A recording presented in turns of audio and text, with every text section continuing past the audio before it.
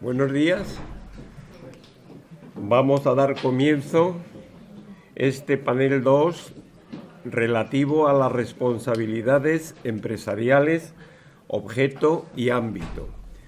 Hay, como seguramente sabéis todos, una modificación importante y lamentable consistente en que por indisposición no puede acompañarnos la primera ponente, María Fernanda, que tenía encomendada la exposición de las responsabilidades salariales en materia de seguridad y salud laboral. María Fernanda Fernández López, catedrática de Derecho del Trabajo de la Universidad de Sevilla.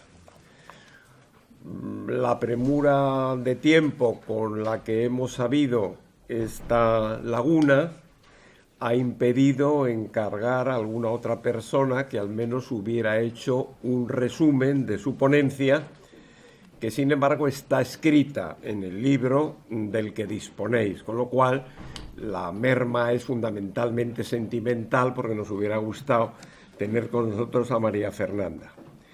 Eso significa que vamos a ampliar levemente, porque los tiempos están muy ajustados, vamos a ampliar levemente la ponencia de Andrés Trillo García, que en lugar de disponer de 25 minutos como estaba previsto, va a disponer de 35 minutos medidos rigurosamente. Y luego tenemos 8 comunicaciones de 8 comunicantes que han expresado su deseo de exponer haciendo un alarde de síntesis, porque no les podemos dar más de 5 minutos a cada uno.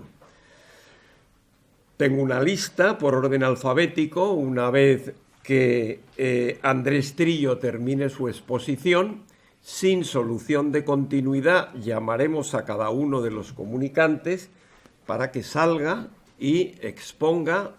Está previsto.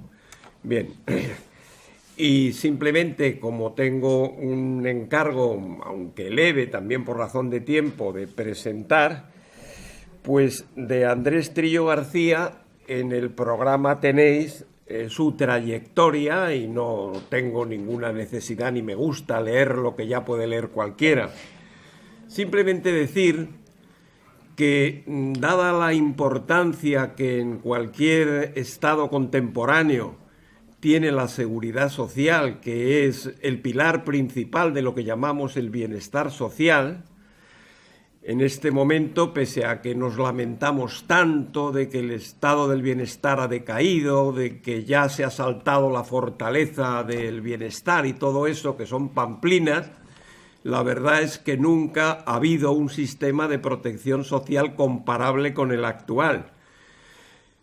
Yo era niño de los años 40, cuando yo tenía 8 o 9 años, 7, 8, 9 años, se puso muy de moda una canción cuya letra era de un argentino llamado Schiamarella, de origen italiano obviamente, que decía, vosotros lo habréis oído muchas veces: 3 cosas hay en la vida: salud, dinero y amor. Y el que tenga esas 3 cosas puede dar gracias a Dios. Os confieso que a veces los niños de entonces, en esa España hambrienta, cantábamos el que tenga, era el que tenga un amor, pero nosotros cantábamos el que tenga un jamón, que era lo que entonces era más preciado.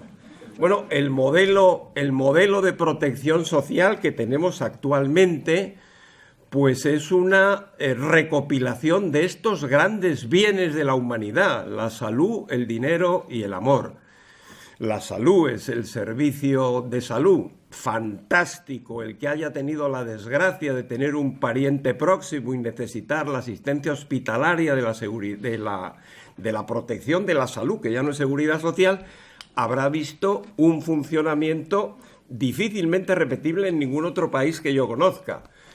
El dinero es la prestación económica de la seguridad social, que es a lo que nos vamos a referir hoy, teniendo siempre en cuenta que es un sistema contributivo basado en el seguro y que esas reivindicaciones atizadas popularmente de subir las pensiones el doble, etcétera, es absolutamente inviable en un sistema de seguro en el que se han calculado en función del esfuerzo de cotización y del importe de las bases. Y luego tenemos el amor, en momento actual menos desarrollado, que es el sistema, yo llamo, invertebrado de asistencia social, que es donde está la clave del bienestar, que es un sistema pensado para llegar allí donde no llega ni el sistema del dinero ni el sistema de la salud, el sistema del amor, la asistencia social. Bien, si nos fijamos en la seguridad social, a nosotros, a los teóricos como yo, y me imagino que la mayor parte de vosotros, siempre nos ha llamado la atención ese tránsito nunca bien conocido por el teórico, que lleva de la letra de la ley a que la gente cobre la pensión. Todo ese trámite, todos esos procedimientos internos, en buena parte esotéricos y misteriosos, es en lo que intervienen personas de la función del ponente, a un nivel muy alto, pero en ese proceso de facilitar la percepción efectiva de la prestación, pues los servicios jurídicos de las entidades gestoras o de los servicios comunes tienen un papel fundamental. De manera que, dicho esto, doy la palabra a Andrés Trillo García, advirtiéndoos a vosotros y a él que serán 35 minutos justos y que pasados los cuales empezarán las comunicaciones. Tienes la palabra. Muy bien, muchas gracias. Yo lo primero que tengo que hacer es agradecer a la organización que se hubiera acordado de mí para participar en este congreso, que yo creo que soy el segundo letrado que ha participado en estos congresos. El primero fue el profesor Alonso Lea, pero no en su condición de letrado, sino en su condición de profesor. Y yo creo que soy el primero que lo hace en mi condición de letrado de la Seguridad Social, y la verdad es que para mí es un orgullo. Y para mí es un orgullo que nunca podía haber sospechado, y es que me fuera a presentar el profesor de la Villa. Tengo que confesar que cuando yo estudié, hace muchísimo tiempo, en las oposiciones de letrado de la Seguridad Social, yo nunca había estudiado Seguridad Social y a mí me resultaba muy duro y difícil entender aquello, ¿no? Tenía la suerte de que mi padre era funcionario de la Seguridad Social y algo me explicaba. Pero una de las cosas que me dijo, mira, léete un manual que te hará entender esto, ¿no? Y el manual era el manual de Seguridad Social del profesor Luis Enrique de la Villa y de Aurelio Desdentado. Y la verdad es que me lo facilitó. Nunca pensé entonces que me iba a sentar en la misma mesa que el profesor de la Villa. Y como digo, para mí es un honor, ¿no? Bueno, entrando en la cuestión de fondo, sobre lo que me han encargado, la verdad es que el tema que me han encargado es un tema, para mí, complicado porque fíjate, mire que llevamos más de 50 años con la responsabilidad en materia de seguridad social con ocasión de contratas y subcontratas, ¿no? Es un tema que ha tratado todo el mundo. Todo tratadista, todo estudioso de la sociedad se ha acercado a él y ha intentado estudiar. Y es un tema en el que los pronunciamientos jurisdiccionales son permanentes, ¿no? Numerosos, tanto en el orden social como en el orden contencioso administrativo. Y aún así, no sabemos cuál es el alcance de la responsabilidad en materia de seguridad social con ocasión de las contratas y subcontratas, de obras y servicios. Y además, ¿por qué? Bueno, por muchas razones. Una, porque esta litigiosidad se produce porque a veces la contrata y subcontrata es el vehículo, ¿no? para otras fórmulas de descentralización productiva, de manera que dentro de la contrata y subcontrata se producen a veces cesiones de mano de obra. Se utiliza como vehículo para la cesión de mano de obra. Y además se confunde también a veces con la sucesión de empresa.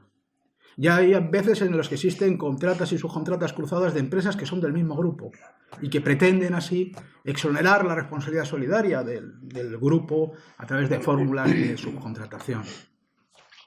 Además de esto, se produce una cosa, y es que hay dificultades en cuanto a la regulación normativa, que es asistemática. Hay dificultades funcionales y funcionales ontológicas de la propia institución.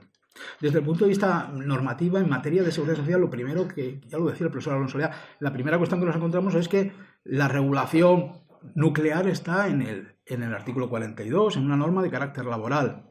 Pero además es una normativa que es remisoria, se remite al artículo 42, pero también se remite a cualquier otra regulación legal, y dentro de la Ley General de la Sociedad del 18 se remite al 142 y el 142 al 168, que es en materia de prestaciones, ¿no? De manera que es una regulación muy remisoria desde el punto de vista, remisoria externa, normas fuera del ámbito de la seguridad social, y remisoria también dentro del ámbito de la seguridad social, además con conceptos y con revisiones ambiguas y conceptos jurídicos. Ha dicho antes el profesor Gálate que no son indeterminados, pero si no son indeterminados, lo que sí son ambiguos, ¿no? En segundo lugar, ocurre otra cosa. Desde el punto de vista ontológico, las distintas fórmulas de establecer o de regular las responsabilidades en materia de seguridad social tienen finalidades distintas.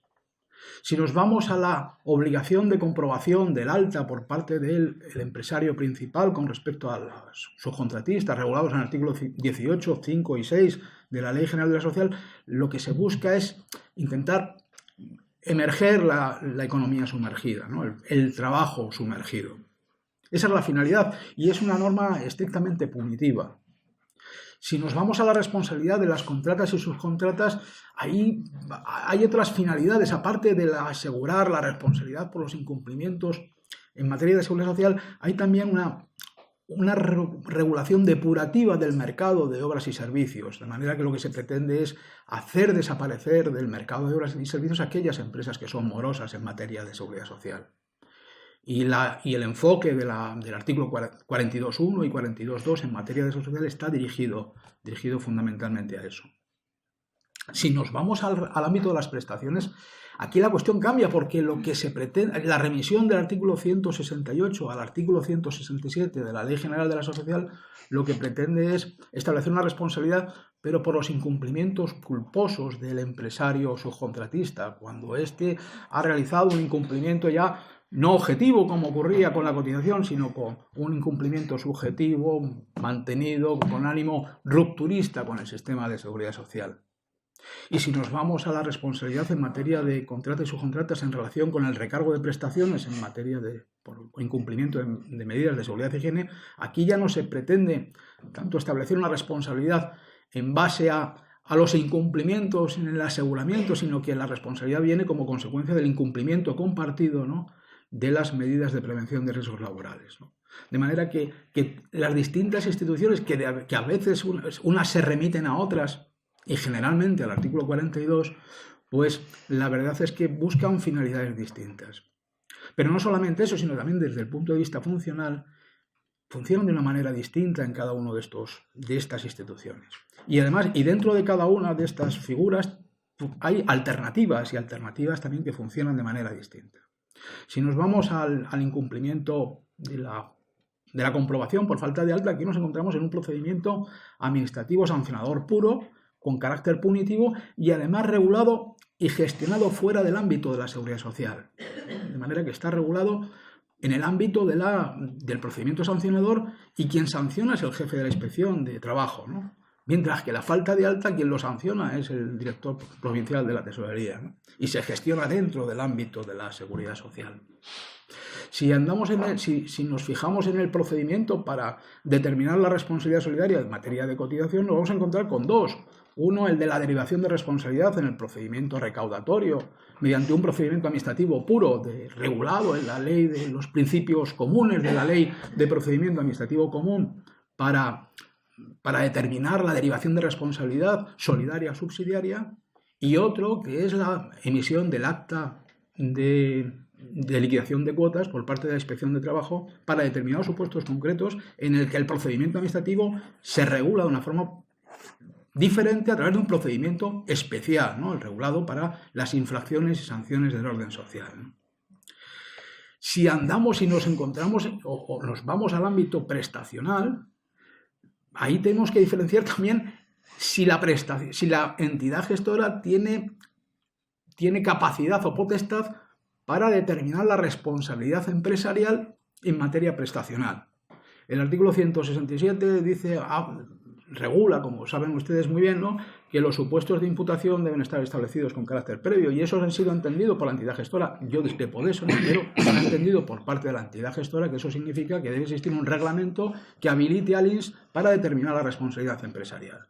Y actualmente el único reglamento que habilita para esto es el Real Decreto 1395, que sobre la declaración de las incapacidades laborales. Por lo tanto, solamente en materia de incapacidades laborales es cuando el INS se siente con potestad suficiente para declarar una responsabilidad empresarial por falta de alta, cotización total o parcial, y para derivar, por lo tanto, también la responsabilidad empresarial de la prestación por los incumplimientos en materia de aseguramiento o en materia de cotización. En cambio, si la diferencia, si el incumplimiento empresarial se refiere a una prestación de jubilación o de muerte o supervivencia, entonces el Instituto Nacional de la Seguridad Social se abstiene y dice: mire usted, váyase usted al juzgado y que allí el juzgado determine la responsabilidad empresarial. Pero eso conlleva dos cosas. Primero, que el procedimiento es distinto y que la forma de ejecutar la responsabilidad es distinta. Porque mientras que si lo declara la entidad gestora, la posibilidad para ejecutarlo es dentro del ámbito de la autotutela ejecutiva a través del procedimiento recaudatorio, si lo hace dentro del ámbito jurisdiccional, es el juez, a base a lo establecido en el artículo 288 de la Ley Reguladora de la Jurisdicción Social, quien va a determinar la ejecución de la deuda establecida. Y en cambio, en materia de recargo de prestaciones, ahí sí se siente el INS con facultades de autotutela declarativa y ejecutiva en función de lo establecido en el Real Decreto 1300/1995. Como ven ustedes, el sistema es fundamentalmente asistemático.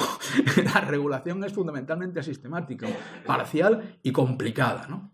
A todo esto se une otra cosa, ¿no?, y es las dificultades para diferenciar las responsabilidades solidarias y las responsabilidades subsidiarias, como después, más adelante, explicaré. Con respecto al alta, bueno, lo primero que sorprende es que la obligación de comprobar el alta no se establece en una norma de seguridad social. Ahora sí, el texto refundido lo ha incluido, pero en su inicio se establece en un Real Decreto Ley, en el artículo 5 del Real Decreto Ley 5/2011, sobre regularización y control del empleo sumergido y fomento de la rehabilitación de viviendas. Esto pasa posteriormente a una ley que modifica el precepto en un sentido muy concreto, y es en hacer una remisión al artículo 42 del Estatuto. Y ya empieza el precepto diciendo que, sin perjuicio de lo establecido, de las responsabilidades establecidas en el artículo 42 del Estatuto de los Trabajadores, el empresario estará obligado, el principal estará obligado a comprobar que los trabajadores de la empresa subcontratista o contratista están en alta en la seguridad social.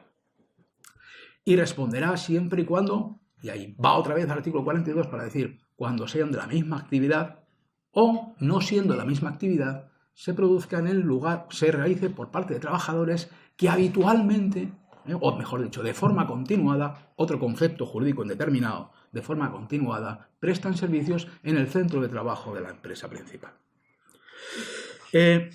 Esta comprobación, como digo, se refiere, bueno, hay conceptos siempre a determinar, que es centro de trabajo, sentido amplio, no el establecido en el Real Decreto sobre el lugar del centro de trabajo, de forma continuada, y ahí el forma continuada, ¿a qué se refiere exactamente? ¿A qué está referido a qué clase de duración, a cuánta duración? En principio yo creo que no debe establecerse en una duración concreta, sino que venga determinada en función de la duración de la obra o servicio que se vaya a realizar, que sea un trabajador afectado a una obra o servicio, aunque no sea de la misma actividad. Y con respecto a la actividad, pues parece que lo lógico es irse al concepto de inherencia, ¿no?, que el Tribunal Supremo y los tribunales de forma casuística van determinando. Sanción que es compatible con el resto de las responsabilidades y que es compatible también con la sanción con respecto a la falta de alta que se le va a imponer al subcontratista. Y la sanción va desde 625 euros hasta 6.250, en función de la importancia o de la gravedad de la infracción. Pero la infracción se califica como infracción grave y el órgano competente para sancionar, como digo, es el jefe de la Inspección de Trabajo, cuando esa misma falta de alta se va a sancionar, en cambio, por parte del director provincial de la Tesorería General de la Seguridad, lo cual, como digo, no tiene demasiado sentido en orden a, bueno, pues a una congruencia, ¿no?, normativa. Con respecto a la cotización, la verdad es que yo considero que el fundamento de la responsabilidad viene por un orden, por ese carácter ese depurativo, pero también fundamentalmente por el hecho de, bueno, pues por la doctrina clásica que dice, oye, mire usted, si usted utiliza la contrata y subcontrata para obtener un mayor beneficio, una mayor eficiencia, una mayor ventaja a la hora de gestionar sus bienes y servicios desde el punto de vista empresarial, también es usted responsable, ¿no?, de los perjuicios que se puedan provocar a terceros como consecuencia de esto. Y de ahí, pues, el establecimiento de esta responsabilidad. Responsabilidad que viene determinada en el artículo 18 de la Ley General de la Sociedad, pero que el artículo 18 no dice nada salvo que se remite a las leyes que se establezcan. Y como digo, el artículo 142, regulando el régimen general, hace una cosa divertida, y es que vuelve a remitirse al 18, para también remitirse al 167, al 168. ¿Cómo se articulan?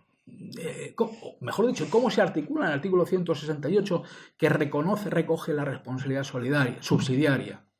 Bueno, pues se articula, dice el Tribunal Supremo, en la Sala de lo Contencioso, en sentencia de 6 de julio del 2005, diciendo, oye, mire usted, esta es una responsabilidad complementaria.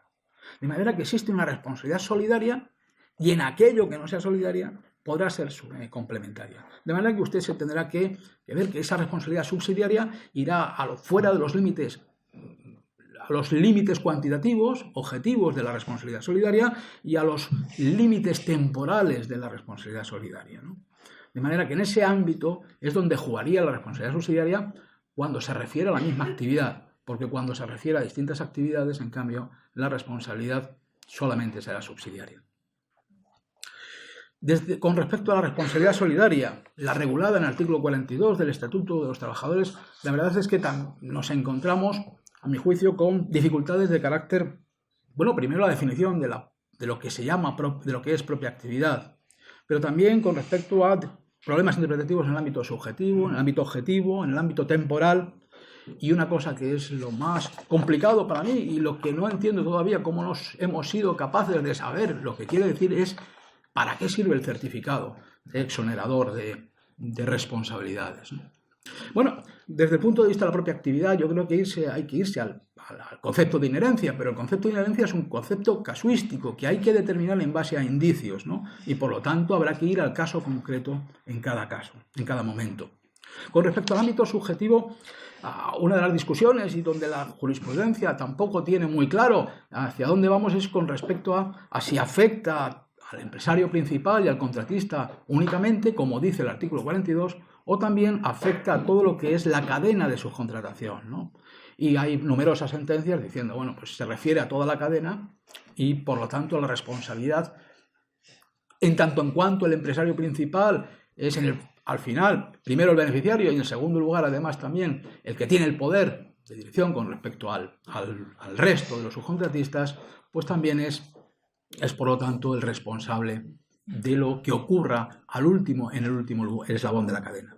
Se excluyen, en cambio, en respecto a la responsabilidad solidaria, las obras de la reparación y construcción de la propia vivienda, concepto más amplio que el que establece el 168 con respecto a la responsabilidad subsidiaria, y también aquellas actividades que no se realizan no en función de la actividad empresarial, ¿no?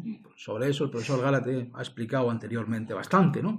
Y desde el punto de vista cuantitativo, la responsabilidad alcanza a un límite determinado, que es que al de los trabajadores, que a las cotizaciones que se tendrían que realizar por los trabajadores que el empresario principal tendría que haber ocupado con respecto a a trabajadores de la misma categoría, y que, bueno, esto cada vez, ¿no?, es más complicado, ¿no?, discernir cuál es la propia categoría de una determinada empresa, ¿no?, y más ahora con la primacía del convenio de empresa sobre el convenio sectorial y todas estas dificultades que tenemos para determinar cuál sería ese límite de responsabilidad. Además, eso sí, ¿no?, dice el artículo 34, el artículo 13.2 del Reglamento General de Recaudación, que la responsabilidad alcanza no solamente a la deuda principal en materia de cotización, sino también a los recargos, a los intereses y a las costas. aun cuando hay hay sentencias del contencioso administrativo, del Tribunal Superior de Justicia de Andalucía, de Málaga o de Navarra diciendo que esto es así, y de Cataluña. En cambio hay otras sentencias que dicen, oigan, miren, no, porque los artículos 30 y 31 de la Ley General de la Seguridad Social no dicen nada de que la responsabilidad en los recargos y en los intereses exista una responsabilidad solidaria o subsidiaria. De manera que es un tema también de los que tenemos abiertos pese al tiempo y al tratamiento de la institución. Desde el punto de vista temporal, la derivación de la responsabilidad por incumplimientos de cotización alcanza ahora a los 3 años. Yo cuando se modificó el artículo 42 del Estatuto en materia de seguridad social, yo pensaba que nos iban a clarificar qué era esto. Pero me quedé decepcionado cuando lo único que se hizo fue decir, no, vamos a elevar de 1 año a 3 la posibilidad de exigir la responsabilidad. La verdad es que fue una frustración, por lo menos para mí. Al respecto de esto, decir que, bueno, que tenemos otro tema abierto que conviene cerrar, ¿no? Y es si es un plazo de prescripción o de caducidad, ¿no? Parece que es de caducidad, pero las sentencias que se han pronunciado al respecto dicen que son de prescripción.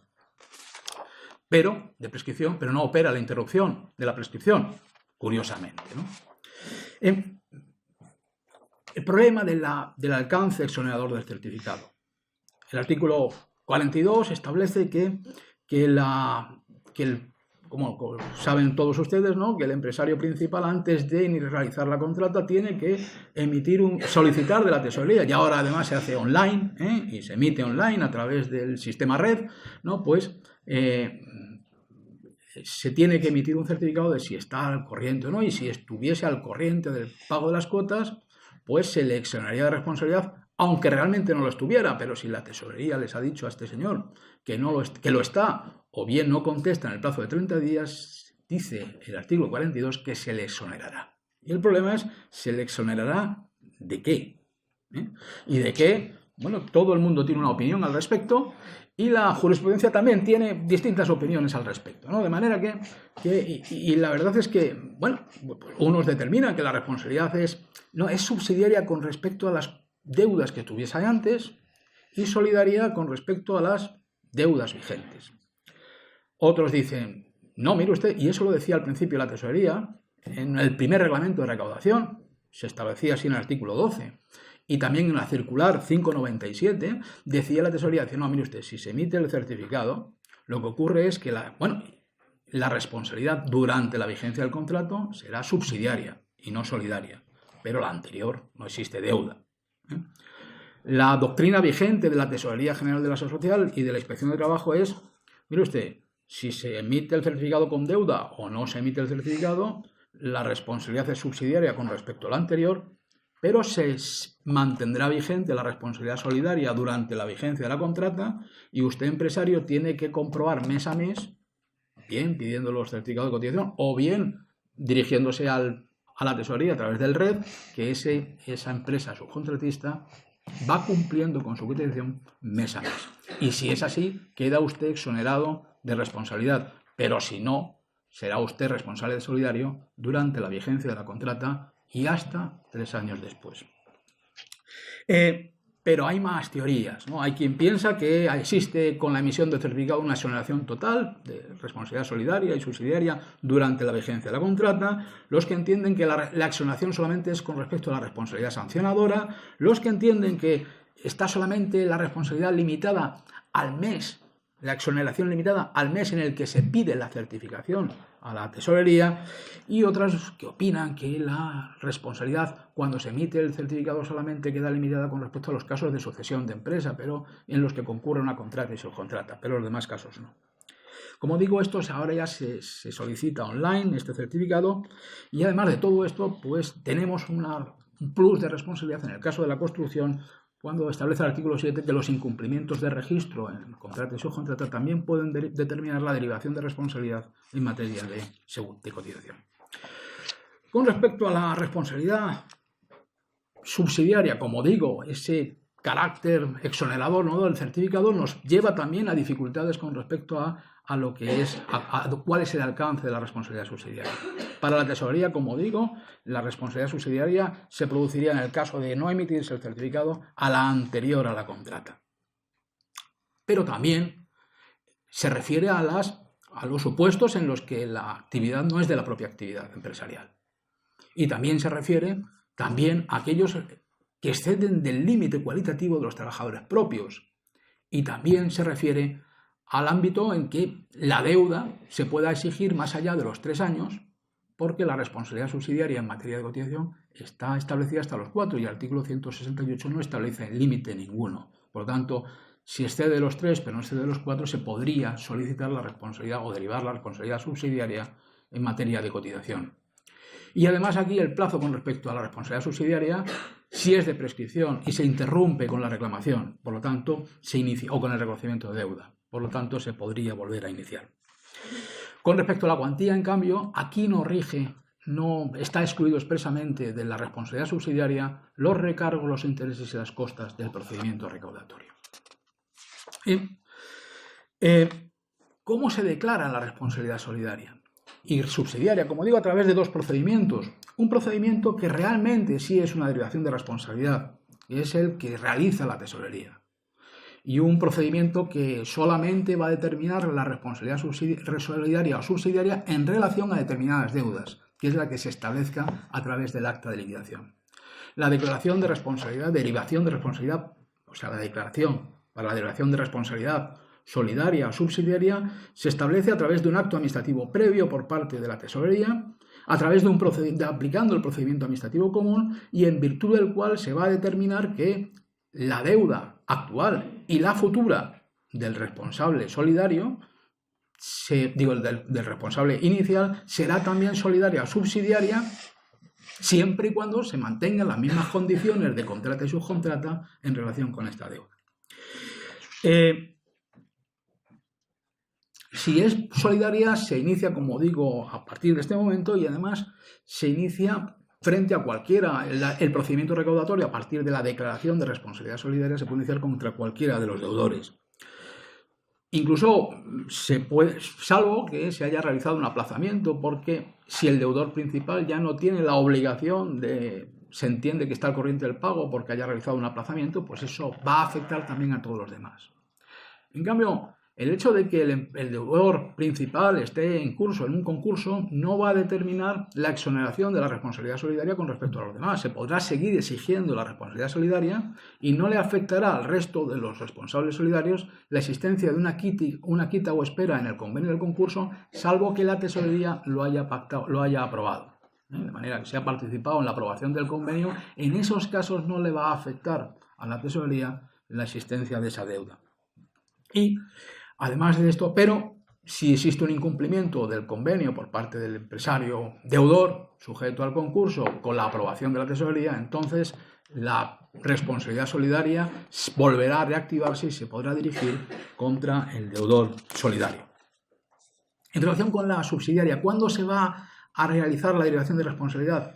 Pues cuando el recaudador se encuentre que existe insuficiencia de bienes, cuando la tesorería, cuando exista una declaración de insolvencia administrativa o judicial o cuando el deudor esté en curso en concurso. En esos momentos se realizará por parte de la administración la declaración previa. He dicho que hay un segundo procedimiento, que es el del acta de liquidación, pero el acta de liquidación ciertamente no es una declaración de responsabilidad o de derivación de responsabilidad. Es una forma de declarar la existencia de una deuda en un caso concreto y de poderla ejecutar posteriormente, porque el acta de liquidación, cuando sea firme, tendrá el carácter de título ejecutivo. Pero esta fórmula de poderlo exigir solamente será afectada en relación con las deudas por cuotas que son exigibles por la Inspección de Trabajo. O sea, solamente para aquellas que sean derivadas como consecuencia del incumplimiento del alta o de la falta de alta de los trabajadores o por la existencia de deudas por diferencias de cotización cuando no ha existido otro medio para poder determinar la existencia de la deuda.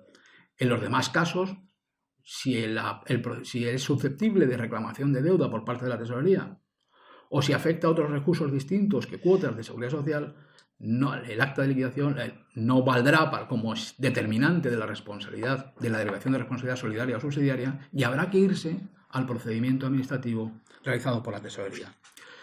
Como digo, el acta de liquidación tampoco afectará a los intereses ni a las costas, ni cuando se declare la responsabilidad solidaria. En materia de prestaciones, en materia de prestaciones, como digo, es otro lío. Y es otro lío también porque el artículo 168 hace dos remisiones. Una al artículo 42 de forma genérica, dice, sin perjuicio de lo establecido en el artículo 42, por lo tanto, habrá que irse a ver cuándo se determina la responsabilidad solidaria por lo establecido en el artículo 42.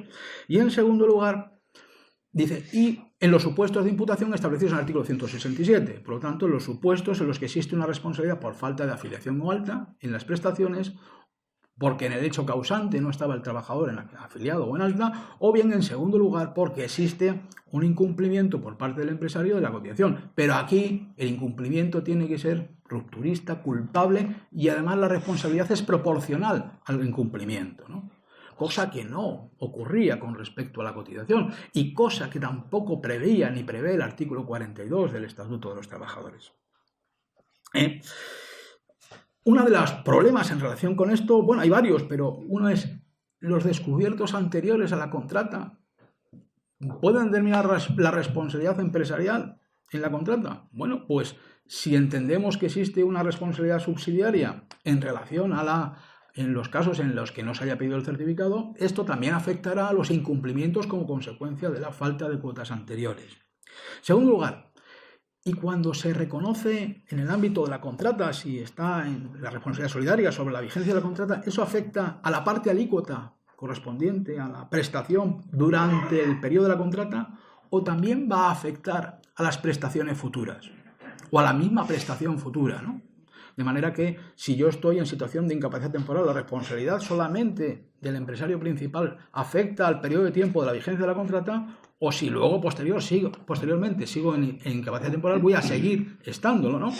Y el Tribunal Supremo se manifiesta con respecto a la segunda postura, ¿no? En una sentencia del 17 de mayo del 96 dice, no, seguirá, lo cual, llevado a su máxima extensión, significa que también a las revisiones de grado, si existe una responsabilidad en una incapacidad permanente, o a las prestaciones derivadas de la incapacidad permanente, como puede ser las prestaciones de muerte o supervivencia. Con respecto al alcance temporal de la responsabilidad subsidiaria o solidaria en materia de prestaciones, aquí, en principio, con la solidaria, si es por aplicación del artículo 42, el alcance temporal será de los 3 años posteriores. Pero si es subsidiaria ya no es de los 3 años, sino que será de 5 años con respecto a las prestaciones con carácter general, de acuerdo con lo establecido en el artículo 53, e imprescriptible para determinadas prestaciones, como puede ser la jubilación o la muerte, o las derivadas de muerte y supervivencia. Y además también aquí aplicaremos el 53, de manera que esa responsabilidad solamente tendrá una eficacia de 3 meses, ¿no? Como la doctrina reciente del Tribunal Supremo en relación a los recargos de prestaciones en materia de seguridad social establece que esas responsabilidades tienen una eficacia retroactiva como máximo de 3 meses. El alcance causal por la falta de responsabilidad, como digo, es muy amplio, desde los incumplimientos de los epígrafes en materia de accidentes de trabajo, la falta, cuando afecta al contenido, la falta de cotización de las horas extraordinarias en materia de accidentes de trabajo, enfermedades profesionales, la falta de alta, la falta de cotización, la falta, que la prestación se haya producido como consecuencia del incumplimiento por parte del empresario subcontratista de los reconocimientos médicos previos y periódicos en los casos en los que exista riesgo de enfermedad profesional, o también, de acuerdo con el artículo 244 de la Ley General de la Seguridad Social, o también en los supuestos en los que exista un incumplimiento del empresario de la suspensión de las actividades impuestas por la inspección en los casos de que exista un riesgo inmediato, inminente, ¿no? Grave en materia de accidente de trabajo o de enfermedad profesional. Bueno, en todos esos casos funcionará la responsabilidad solidaria o subsidiaria. Un supuesto que a tomar en consideración es ¿y cómo funciona la subsidiariedad en los casos de responsabilidad empresarial en el que existe una automaticidad de las prestaciones en base a que exista un accidente de trabajo? En principio responde la entidad gestora o colaboradora, que es la que debe adelantar la prestación, y luego después los responsables solidarios, y luego los subsidiarios, y en último lugar la responsabilidad subsidiaria del INS como sucesor del Fondo de Garantía de Accidentes de Trabajo.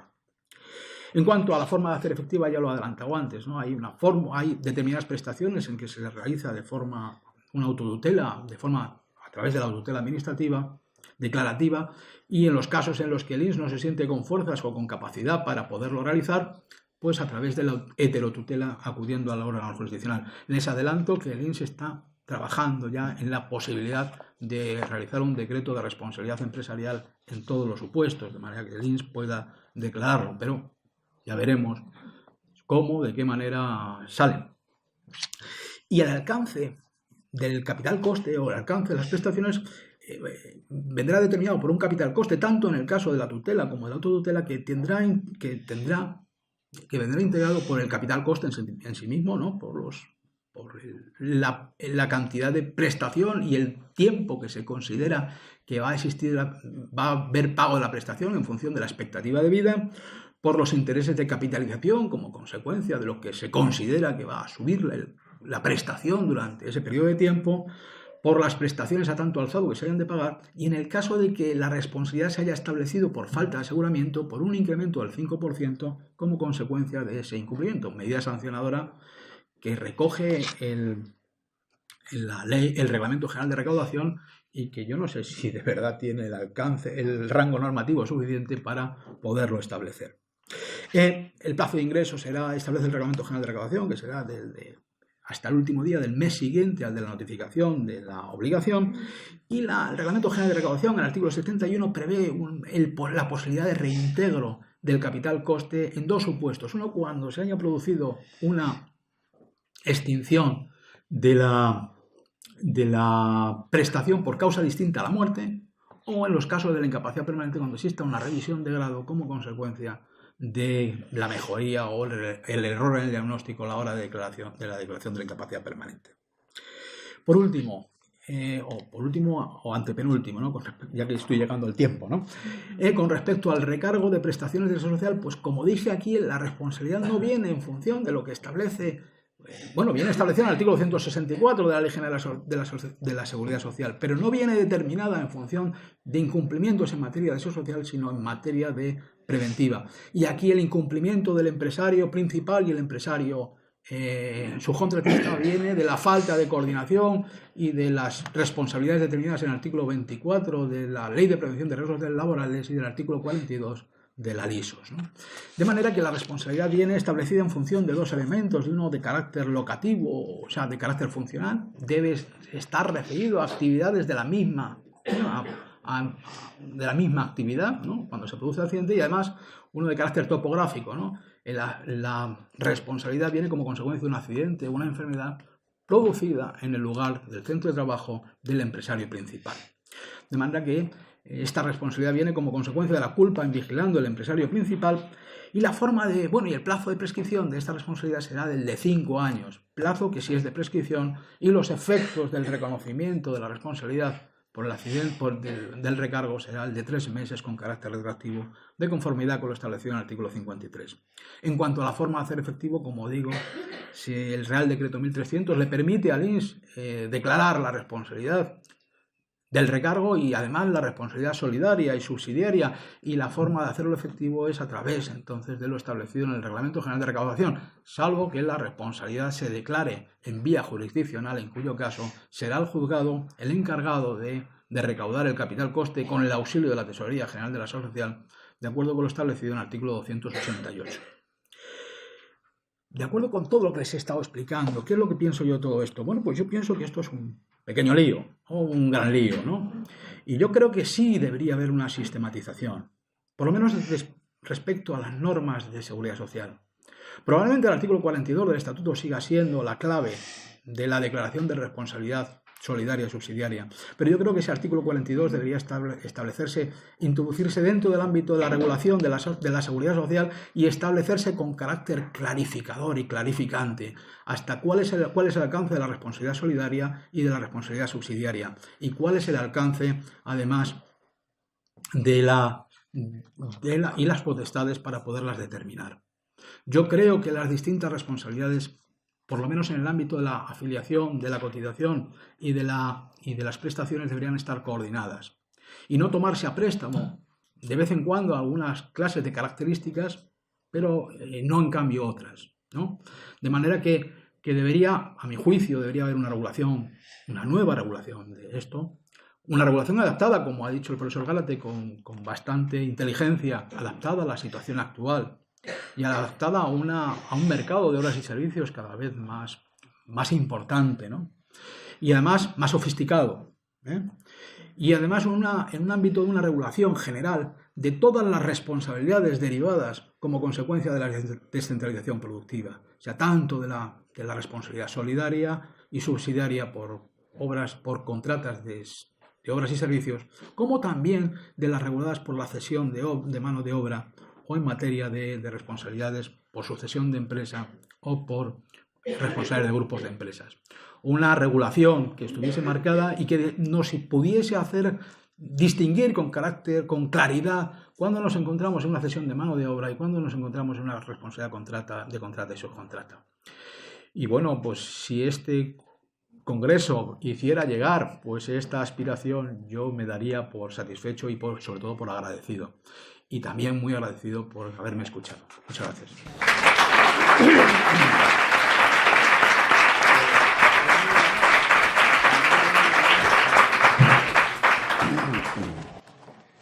Una maravillosa e inusual medición del tiempo.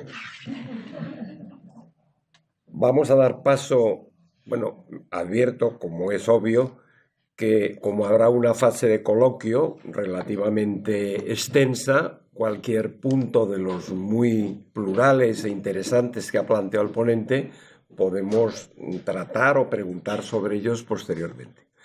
Voy a dar paso a las comunicaciones. Voy a ir leyendo por orden alfabético a los distintos comunicantes. Voy a decir el título de la comunicación para que ellos no pierdan algunos segundos del poco tiempo que tienen. Observo que las 8 comunicaciones o se refieren a cuestiones generales, como por ejemplo los derechos fundamentales, o se refieren a la primera ponencia que no ha sido expuesta. Específicamente en materia de seguridad social no hay ninguna, aunque probablemente habrá algunos roces o algunos arañazos a la materia. Empezamos. El primer comunicante es Miguel Basterra Hernández, que hablará de la lesión de derechos fundamentales de los trabajadores empleados en una contrata, responsabilidad de la empresa principal.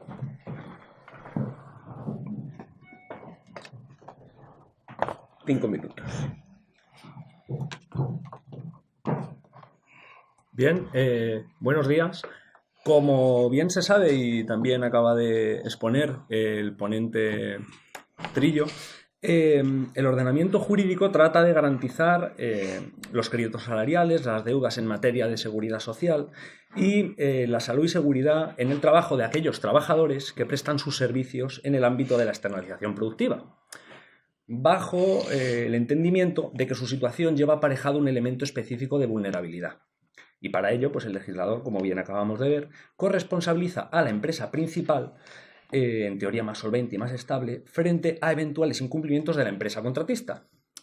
¿Qué ocurre? Pues que más allá de estos riesgos, también resulta posible que un determinado acto de la propia empresa principal produjese la lesión de un derecho fundamental de los trabajadores empleados. Pues piénsese, por ejemplo, en una vulneración del derecho a la huelga o de la garantía de indemnidad, en la que la actuación de la empresa principal resultase determinante. Pues lo cierto es que estas situaciones quedarían en principio fuera del manto protector previsto por el legislador. Y ante esa situación de desregulación han tenido que ser tanto el Constitucional como el Supremo quienes se han visto obligados a ofrecer alguna solución al respecto.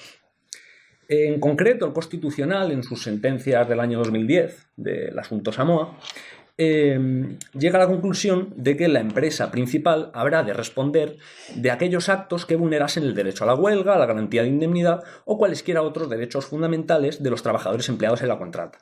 Y es que lo contrario originaría una gravísima limitación cuando no la completa supresión de estos derechos, lo que desde luego pues sería constitucionalmente inaceptable. Y como no podría ser de otra manera, el Supremo, en una primera sentencia de febrero del 2015, la conocida sentencia Presprint, pues acogió esta jurisprudencia del Constitucional.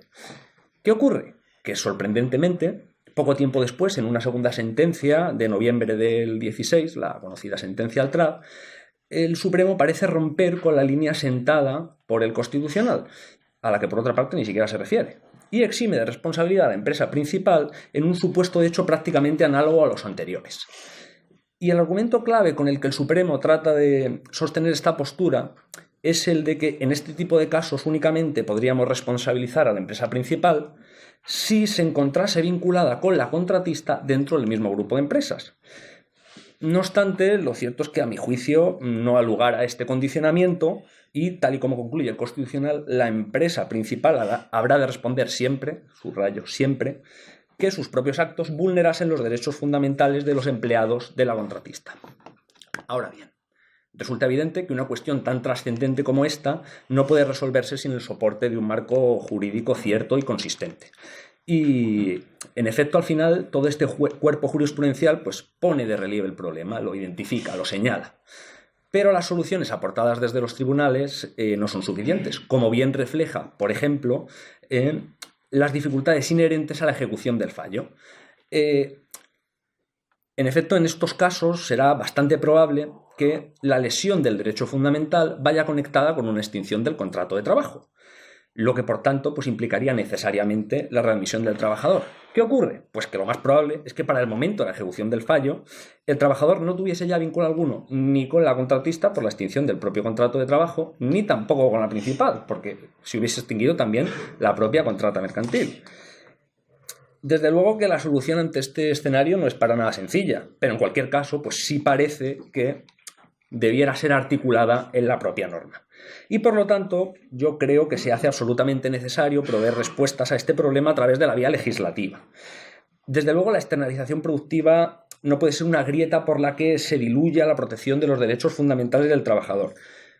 Y de este modo, a mi juicio, pues resulta inexcusable plantear esa reforma legislativa que implemente un régimen de responsabilidad del empresario principal ante la lesión de estos derechos a los que, recordemos, la Constitución atribuye la más elevada categoría.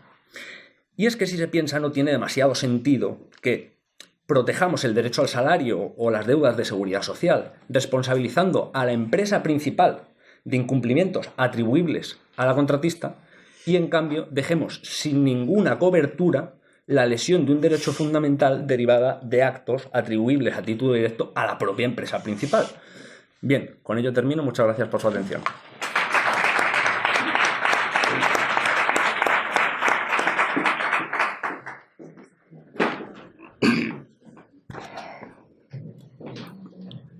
Oriol Cremades Chueca, confusiones terminológico-materiales sobre la responsabilidad laboral solidaria en los grupos de empresas y sus consecuencias.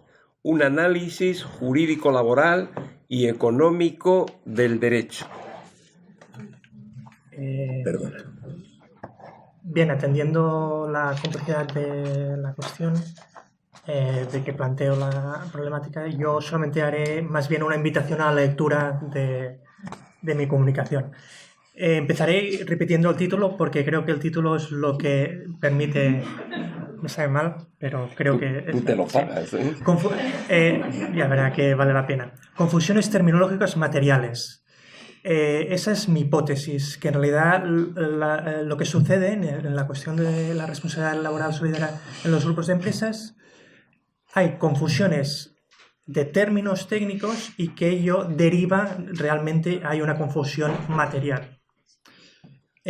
Yo lo expongo en modo de un decálogo, que en realidad son 8, y lo hago bastante concreto justamente para evitar esas confusiones. Yo les diré los 8 puntos que considero que hay confusiones, y esas confusiones están extremadamente generalizadas tanto en la doctrina como en los tribunales, y creo que hay un círculo vicioso que se vicia continuamente. Primero, el grupo de empresas es un concepto jurídico y múltiple. Yo creo que esto es falso y yo expongo por qué.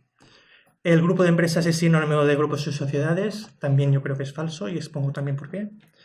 Cuando los grupos de empresas son grupos de sociedades, estos serán identificables a través del 42 del Código de Comercio, creo que también es falso y también expongo por qué. No existen grupos por coordinación, también expongo por qué es falso. El interés del grupo no existe o es solamente de la sociedad matriz, en el caso que el grupo de empresas esté formado cuando sea grupo de sociedades, también expongo que es falso y también explico detalladamente por qué. Esta es seguramente la más polémica, es la oposición entre grupo de empresas mercantil y grupos de empresas laboral. Yo entiendo que aquí hay una confusión y que no hay tal oposición en los términos que digo yo, que expreso esa idea, ¿no? Después, la responsabilidad solidaria en los grupos de empresas es patológica, no es así actualmente. Y después hay el modelo, ¿no? Hay un cierto pensamiento que al final muchas veces determina que esto se arreglaría a través de legislar y entonces pues que después se daría más seguridad jurídica y sería más efectivo. Yo creo que también expuesto así esta idea que es un poco, para mí es una solución fácil, yo creo que también es falso y expongo también por qué. Todas estas cuestiones de confusiones para mí entran como un sistema de anclaje y de marco, de un sesgo cognitivo realmente, entra de una manera muy, ya no técnicamente, sino como sesgo cognitivo, y entonces esto tiene consecuencias en la sobrevaloración o la subestimación cuando pueda haber responsabilidad. Y esto lo analizo desde el punto de vista de los trabajadores, desde el punto de vista de los empleadores y también desde el punto de vista de los tribunales. Y finalmente yo expongo, por qué hemos ido en este supuestamente lío, ¿no? Si la responsabilidad es del Tribunal Supremo o no, y expongo una vía pues para poder salir de esa complejidad que más o menos todos ustedes saben que existe en la solidaridad en los grupos de empresas. Pues eso es todo. Yo les animo a leer mi comunicación. Sé que algunas cuestiones, si a ustedes no les parece que no existen confusión, pues yo les animo a leer y a ver si les convenzco de que existen confusiones.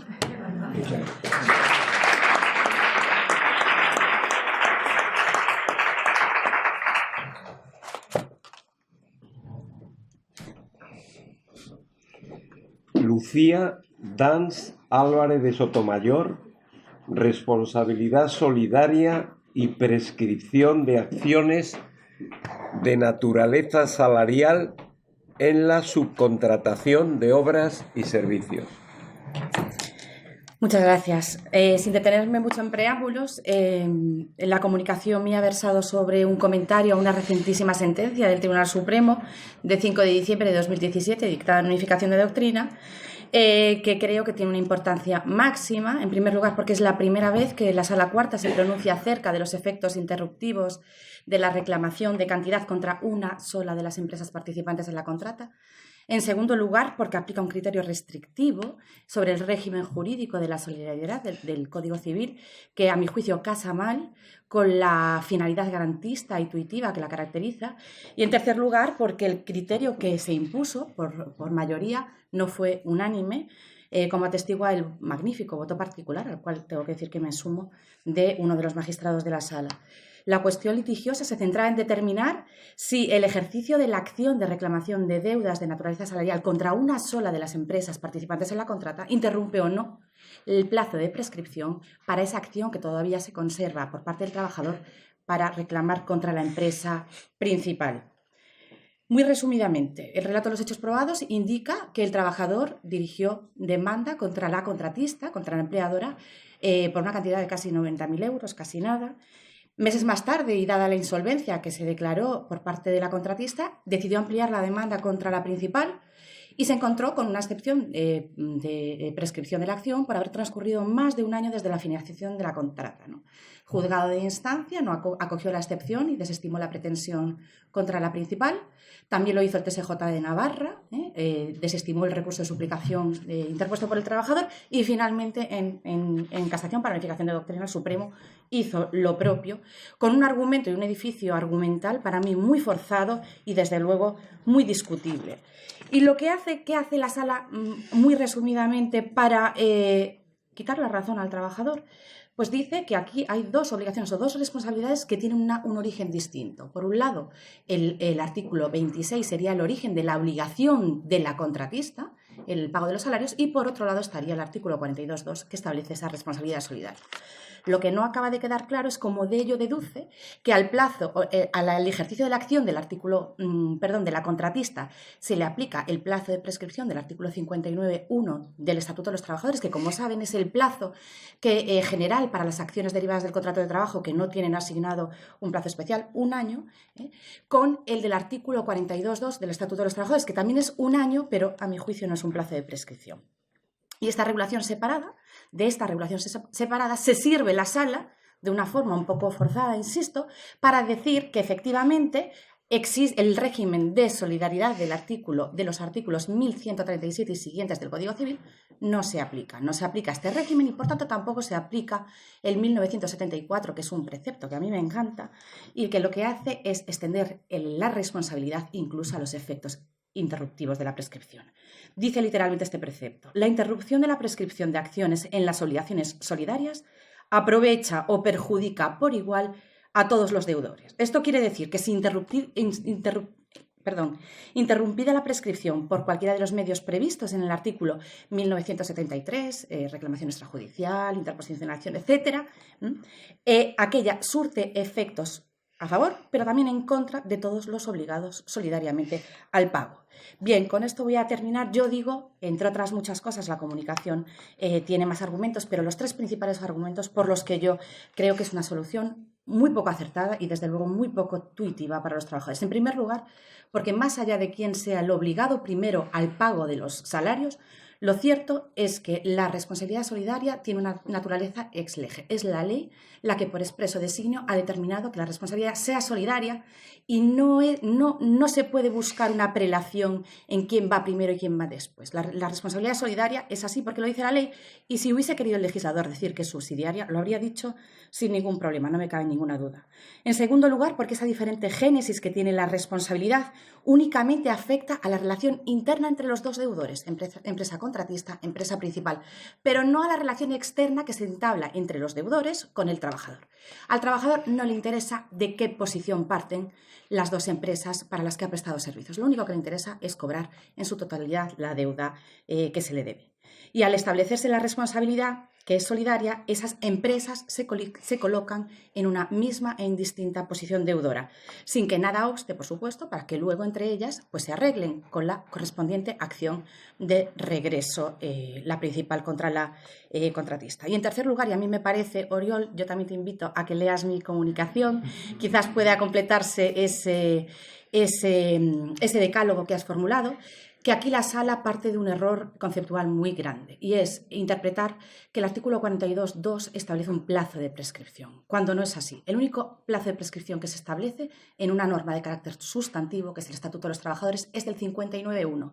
Lo que establece el 42.2 es un plazo durante el cual se mantiene la responsabilidad solidaria. Es decir, si acaso, y desde un punto de vista procesal, durante cuánto tiempo puede ser pasivamente legitimado para ser demandado en juicio el empresario principal. Muchas gracias.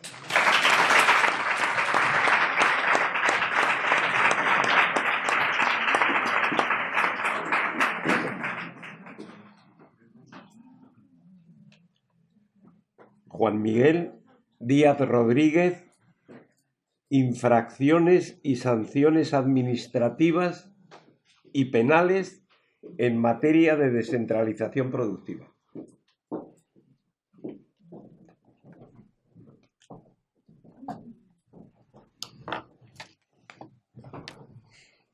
Buenas tardes.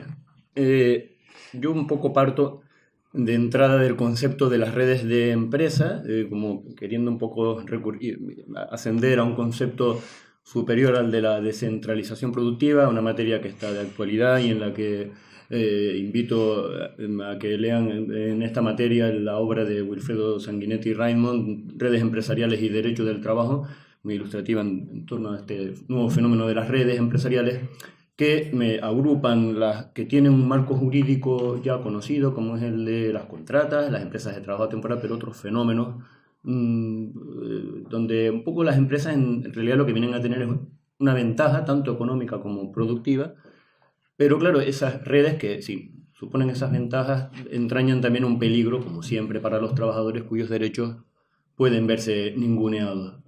Pero también, curiosamente, tienen esas redes, representan un peligro para las empresas, un peligro judicial, porque cuando hay redes empresariales está ocurriendo que los trabajadores emprenden acciones contra todo sujeto empresarial que de una u otra forma aparece en la escena. Y entonces aquí se está viendo en los tribunales, en esta opinión, que el marco jurídico, ya se ha dicho en intervenciones en los ponentes anteriores, no está siendo adecuado, pero además está habiendo sentencias que me parece que son criticables. El título de mi comunicación es pretencioso, desde luego, no abordo yo en la comunicación todas las infracciones administrativas y penales, sino que me centro en algunos ejemplos, de los cuales he elegido 3 para esta breve exposición. El primero, la sentencia de la Sala de lo Social del Tribunal Superior de Justicia de Extremadura, 49-2017, de 11 de julio, viene a ocuparse de un asunto en el que Endesa, conocida empresa de electricidad, contrata los servicios comerciales con una empresa que a su vez subcontrata con otra que se sirve de autónomos, como agentes comerciales. Y entonces resulta que el juicio se entabla en torno a la posible infracción que se haya cometido al no haber comprobado la principal si la contratista tenía afiliados y dados de alta a sus trabajadores. Y no lo hace porque son autónomos. Y la sentencia, mientras que siempre el artículo 22.11 de la Ley de Infracciones y Sanciones ha sido interpretada, entre otros por José Luis Monereo, como que esa infracción estaba referida solo a trabajadores asalariados, esta sentencia, sin embargo, considera que Endesa ha cometido la infracción porque aunque fueran autónomos tenía que haber comprobado esa afiliación y alta. Es una sentencia criticable que, entre otras cosas, yo creo que no resuelven como debiera alegaciones de entidad como la, por ejemplo, culpabilidad que puede tener o no Endesa en esta materia. Segundo ejemplo sería el de la sentencia 2877/2010 de 28 de octubre de la Sala de lo Social del Tribunal Superior de Justicia de Valencia. Y aquí de lo que se trata es de una empresa, una contrata, que es un poco resumo rápidamente el supuesto, lo que hace es un trabajador tiene un accidente con una viga que pesa 1 tonelada, que se le cae sobre el tobillo, se lo destroza, no muere por el lance, pero queda afectado con graves deficiencias y con una incapacidad permanente total. Dicho contrata, perdónenme, me he confundido, esto es un caso de una ETT. Resulta que el recargo de prestaciones tiene la doble lógica de que, cuando se trata de una ETT, de que en el marco de la Ley de Empresas de Trabajo Temporal general, y tal y como está el recargo regulado en el 164 de la Ley General de Seguridad Social, pues la doble lógica que tiene eso lleva a que el 42.3 de la Ley de Infracciones y Sanciones diga que en casos de cesión de trabajadores mediante ETT, el recargo en general, el recargo de prestaciones al que hubiera lugar se le impondría a la usuaria.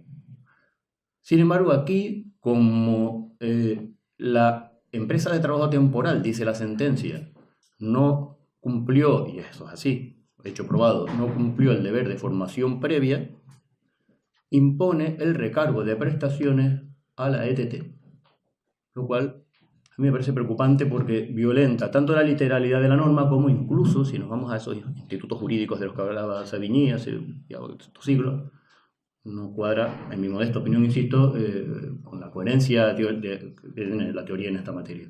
Y el tercer y último ejemplo, ya voy cerrando, sería el de, nos vamos aquí a lo penal, el de la sentencia de la Audiencia Provincial 274/2014 de 23 de abril, la Audiencia Provincial de Valencia, y de lo que se trata aquí es el caso es el de una empresa de caucho que recurre a otra empresa, no es una contrata porque no es propia actividad, recurre a otra empresa para que repare el techo de la nave industrial. Con tan mala suerte que un trabajador en uno de los huecos, que en un momento dado se abre, ¿no?, para esa reparación, cae al vacío. No fallece, pero el desastre que acaba sufriendo el trabajador de por vida es tremendo. Y plantea la sentencia que podría haber la empresa de caucho, la principal o no principal, porque no es propia actividad, pero la empresa de caucho sí podría haber cometido el delito del 316 del Código Penal. Y dice la sentencia que no lo ha cometido porque, aunque la empresa incumplió el deber de comprobación previa 24.3 de la Ley de Prevención sobre si la empresa reparadora del techo tenía en regla toda la prevención de riesgo, aunque lo ha incumplido, porque no comprobó en efecto la empresa de caucho eso, como no era propia actividad y el 24.3 habla de propia actividad, dice que no se ha cometido el 316, el delito. Claro, en sentido contrario, viene a querer decir esta sentencia que si hubiera sido propia actividad, sí se habría cometido. A mí me parece que esto, incluso en un terreno como el del derecho penal, donde no cabe, no lo olvidemos, el propio erario, en todo orden sancionador, más que el propio erario, lo que cabe es la interpretación restrictiva, como todo orden sancionador de la materia. Me parece que otra sentencia más, que empieza a ser un poco preocupante, la orientación que algunas sentencias están teniendo y cómo llegan a sentar, me parece una jurisprudencia a veces incluso contralegre. Nada más, muchas gracias.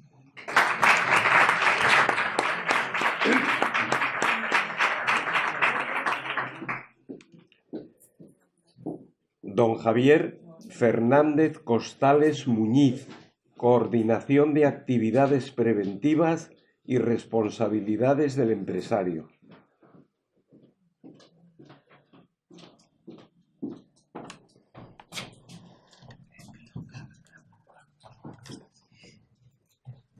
Buenos días.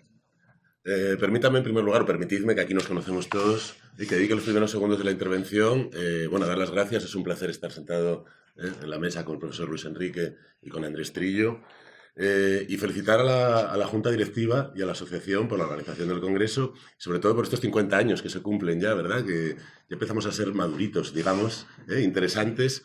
Por tanto, quiero felicitar a la Junta y a toda la asociación, todos los que estamos aquí, porque todos somos partícipes de ella, ¿verdad?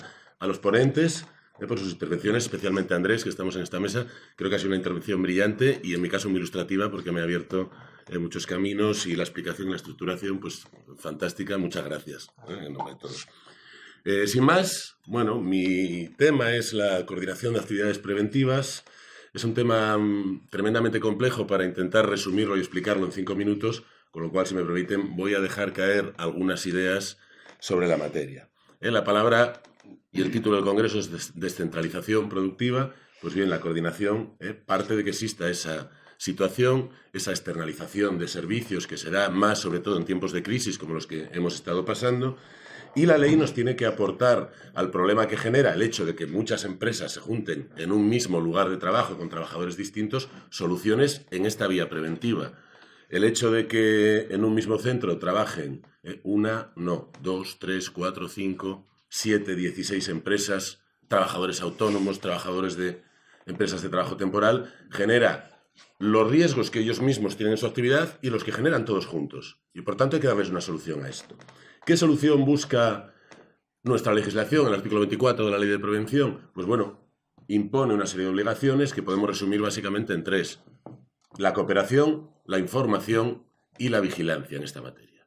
Y se imponen, digamos, en una escala según el tipo de situación que nos encontremos, que es lo que crea una complejidad aún mayor. Tenemos simplemente un centro de trabajo donde se juntan muchos trabajadores de distintas empresas, hay un titular de ese centro de trabajo, pero que no tiene trabajadores, ahí tenemos una escala más baja, ¿verdad?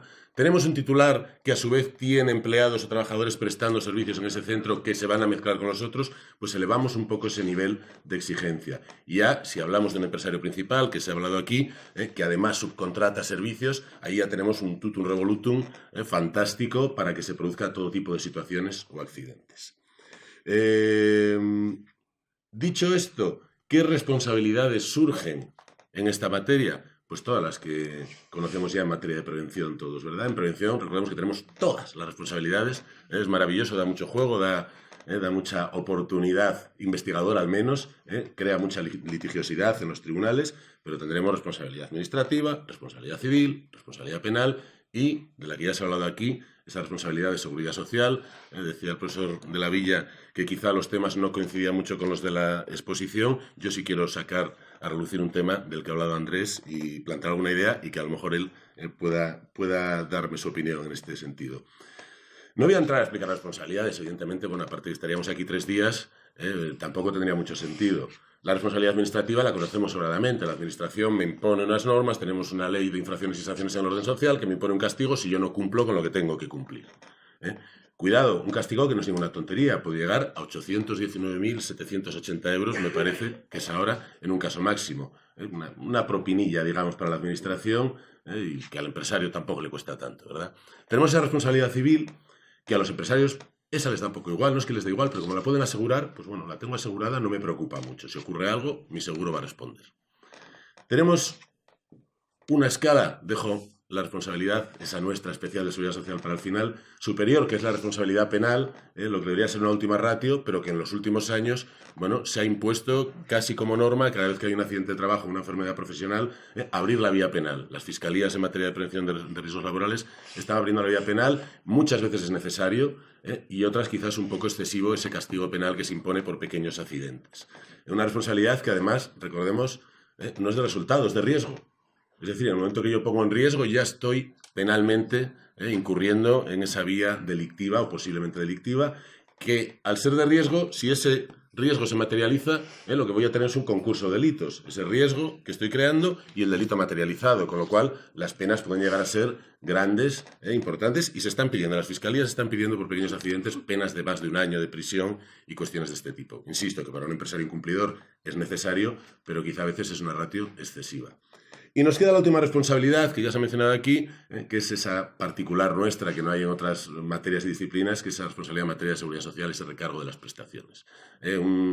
Una rara avis, digamos, dentro de los ordenamientos, puesto que es compatible con todas las anteriores, por tanto el principio de non bis in idem, en este caso nos lo saltamos, nos da exactamente igual, y venga, vamos a castigar. Si ya le hemos puesto una sanción administrativa enorme, ya le hemos imputado una responsabilidad civil, quién sabe si la penal, si ha habido administrativa no, evidentemente esas no son compatibles, pero además ahora yo le voy a poner de nuevo otro castigo por la misma situación.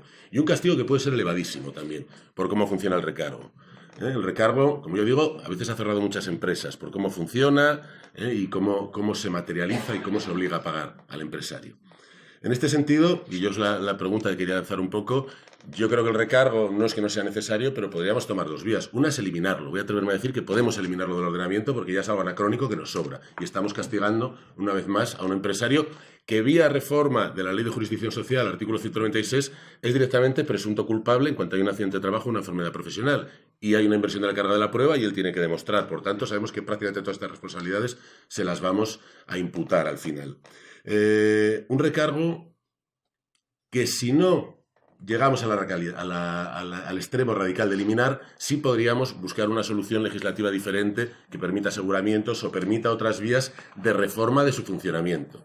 Yo antes he ponía un ejemplo aquí, pongamos el ejemplo de un trabajador joven con una base reguladora alta que sufre un accidente y tiene una incapacidad permanente total, absoluta, una gran invalidez incluso, con 28, 29 años y calculamos un recargo hasta esa edad que le corresponda que la empresa va a pagar del tirón, nada más empezar. Pase lo que pase luego con ese trabajador, que igual puede fallecer 1 año o 2 después. Si a esto le sumamos la multa administrativa, le sumamos la responsabilidad civil, pues para pequeñas empresas puede ser enorme. Termino aquí, dejo esto en el aire, muchas gracias. Yo no voy a animarles a leer mi ponencia, el que quiera que lo haga. No os voy a hacer esa faena, me caéis todos muy bien y entonces tampoco hay por qué castigaros. Muchas gracias, le vuelvo la palabra a la mesa y buenos días.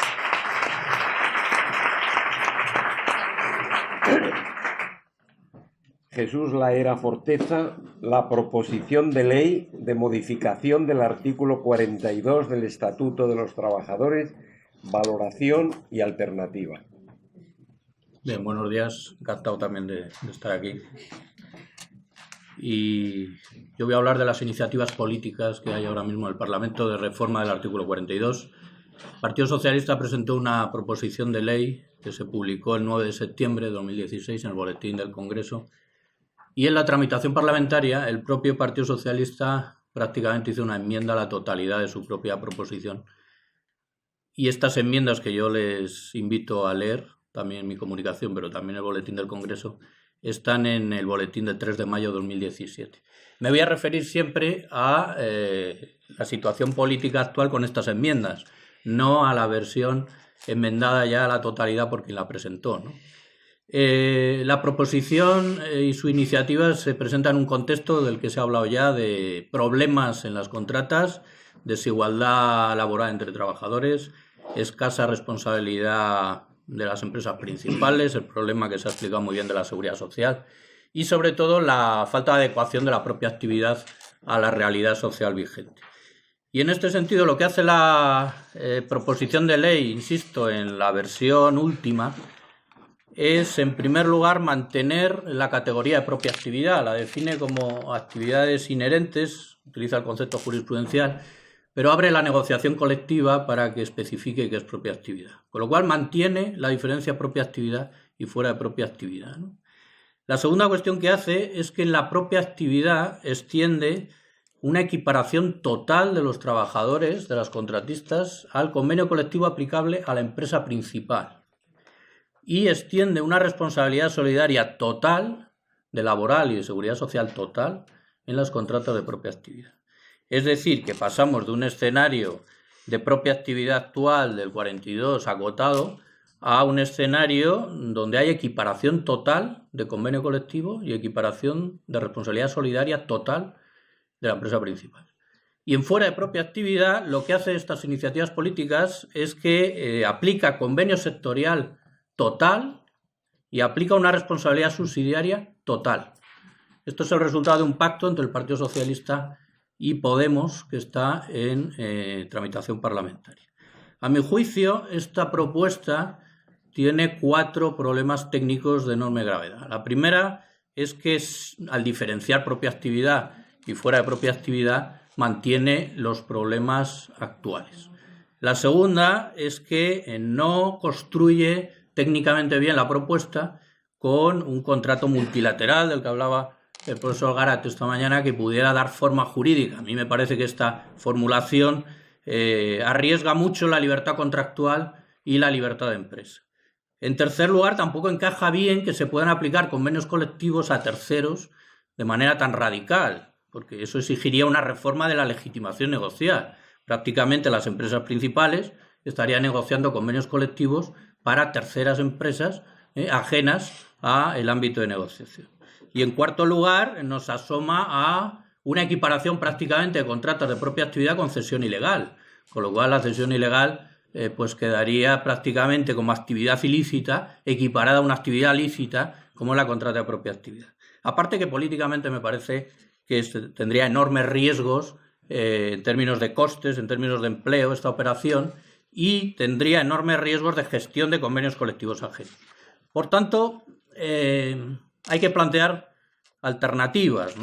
Y algunas enmiendas lo hacen en la tramitación parlamentaria y otras que, si sigue el curso parlamentario, hoy es un día clave en ese sentido, pues veremos, se seguirán presentando. Esta cuestión ahora mismo está pendiente de pleno y, por tanto, sigue adelante, ¿no? Y habría, a mi juicio, 2 alternativas, que las 2 partirían de eliminar la propia actividad. Yo creo que la propia actividad habría que derogarla como concepto y hacer una regulación de todas las contratas. A partir de ahí, 2 vías. La primera, utilizar la fórmula de la Ley de Contratos Públicos, que ya está aprobada en la Ley 9/2017 en el artículo 42, de cualquier contrato, que sería un suelo salarial sectorial, es decir, aplicar el salario del convenio sectorial para solucionar parte de algunos de los problemas derivados de esas desigualdades salariales. Se ha hecho en los contratos públicos, se podría hacer en las contratas privadas, y no sería una solución tan radical como la planteada. Y luego utilizar la responsabilidad subsidiaria, ¿no? La responsabilidad subsidiaria, que ya está en la Ley de Empresas de Trabajo Temporal, llevarla a toda contrata en materia salario, seguridad social e indemnizaciones, utilizar la fórmula de la Ley de Empresas de Trabajo Temporal, con lo cual esa responsabilidad subsidiaria también obligaría a las empresas contratantes a comprobar la fiabilidad de sus contratistas, ¿no? Luego habría que encajar en la cuestión de seguridad social, evidentemente, en la iniciativa política, pero esta eliminación de la propia actividad también facilitaría bastante lo que ha dicho el ponente en seguridad social. Y luego la otra vía es una ley de multiservicios, ¿no? Una ley de multiservicios que acote el problema y que haga una definición que ha dicho el profesor Garat bastante bien esta mañana de empresa de multiservicios, hacer un registro público de esas empresas y aplicar las técnicas de la Ley de Empresas de Trabajo Temporal. Equiparación de condiciones esenciales a la empresa multiservicio con la principal, con el concepto ya conocido en normativa europea y nacional de condición esencial laboral, y la responsabilidad subsidiaria también aplicable en la Ley de Empresas de Trabajo Temporal, es decir, hacer un carril de empresas multiservicios y de ETTs que tuviera tutela y misma garantía para los trabajadores. Estas dos opciones, y ya termino, son, entiendo, más razonables que esta propuesta política del Partido Socialista y Podemos, que si saliera adelante, hay que advertir, supondría un auténtico terremoto en la descentralización productiva, porque hay que plantear qué incentivos habría y qué en términos de costes para operar miles y miles de empresas que operan con contratas en un mercado además libre, con formas contractuales libres. ¿Qué incentivos en términos de coste tendrían con una iniciativa así? Es un buen día hoy para plantear las hipótesis que pueda haber en este tema. Yo les invito a seguir en ello con planteamiento de medidas concretas, que es cómo se avanza en estas cuestiones y en todo. Gracias.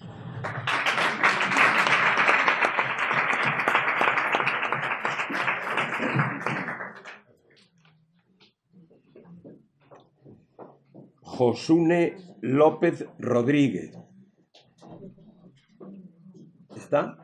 La responsabilidad legal de las empresas para prevenir y combatir la trata y la esclavitud en las cadenas de suministro, la moderna ley británica de esclavitud. Muchas gracias. Antes de nada, brevemente, también para mí es un honor estar en esta mesa y agradezco también a la organización la oportunidad. El objetivo de la comunicación es analizar el alcance de una cláusula introducida en la Ley Británica sobre Esclavitud Moderna del año 2015, en concreto la cláusula de transparencia sobre la trata y la esclavitud en las cadenas de suministro. Ello con el fin último de ver si se trata de una cláusula óptima para garantizar una responsabilidad empresarial eficaz en la materia y ver si puede ser un ejemplo para otros ordenamientos jurídicos. La trata y la esclavitud, aunque son términos que evocan épocas pasadas, constituyen una realidad innegable. Y hasta ahora la lucha contra estas prácticas se ha confiado casi exclusivamente a los gobiernos y a las organizaciones sociales. En este sentido, las empresas, la responsabilidad de las empresas ha estado enclavada en el ámbito de la voluntariedad. Pero en los últimos años algunos gobiernos están promoviendo iniciativas legislativas que establecen una serie de obligaciones para las empresas en esta materia y una de ellas es la Ley Británica sobre esclavitud moderna. En concreto, esta ley contiene una cláusula en virtud de la cual las empresas que cumplen una serie de requisitos tienen la obligación legal de preparar una declaración para cada ejercicio fiscal sobre la situación de la trata y la esclavitud en sus negocios y en sus cadenas de suministro. Y a los efectos de esta cláusula se entiende por organización comercial a toda empresa que presta bienes o servicios en cualquier sector, que desarrolla su actividad en el Reino Unido o por lo menos parte de ella en el Reino Unido y que tiene una facturación anual neta de al menos 36 millones de libras esterlinas. Y en términos generales la declaración puede consistir bien en un manifiesto en el que la organización empresarial expone cuáles son los pasos que ha dado para garantizar que efectivamente la trata y la esclavitud no han tenido lugar en la cadena de suministro o en los negocios de la empresa, o bien en una declaración en la que la empresa se limita a señalar que no ha adoptado ninguna medida a este respecto. Tras el análisis detallado de la cláusula, puede concluirse que es una cláusula muy limitada y muy insuficiente, por diversos motivos. En primer lugar, la cláusula no obliga a todas las empresas, a cualquier empresa, solo a aquellas que cumplen una serie de requisitos. Por lo tanto, el ámbito de aplicación es muy limitado. En segundo lugar, la cláusula no requiere directamente a las empresas adoptar medidas específicas para prevenir y combatir la trata y la esclavitud, sino que se limita a exigirles la elaboración de una declaración. En tercer lugar, la cláusula no exige que las declaraciones tengan un contenido mínimo necesario. En el texto legal se exponen una serie de datos a modo meramente orientativo que las empresas pueden tener en cuenta, pero que en ningún caso constituyen el suelo mínimo de las declaraciones. Y además, la cláusula permite que las empresas se limiten a determinar que no han adoptado ninguna medida al respecto. En cuarto lugar, la ley tampoco prevé mecanismos o herramientas para verificar la autenticidad de la información incluida en la declaración. Es decir, lo único que se va a comprobar es si efectivamente se ha realizado o se ha elaborado la declaración, pero no la información contenida en la misma. En quinto lugar, no se dispone tampoco en el texto legal la creación de un registro central de carácter oficial en el que puedan ir recopilándose las declaraciones y ponerlas a disposición de la sociedad civil, un vacío que es un claro obstáculo para controlar y supervisar el cumplimiento de la obligación legal. Ante este vacío ha sido una organización internacional de derechos humanos la que ha puesto en marcha un registro para ir recopilando las declaraciones.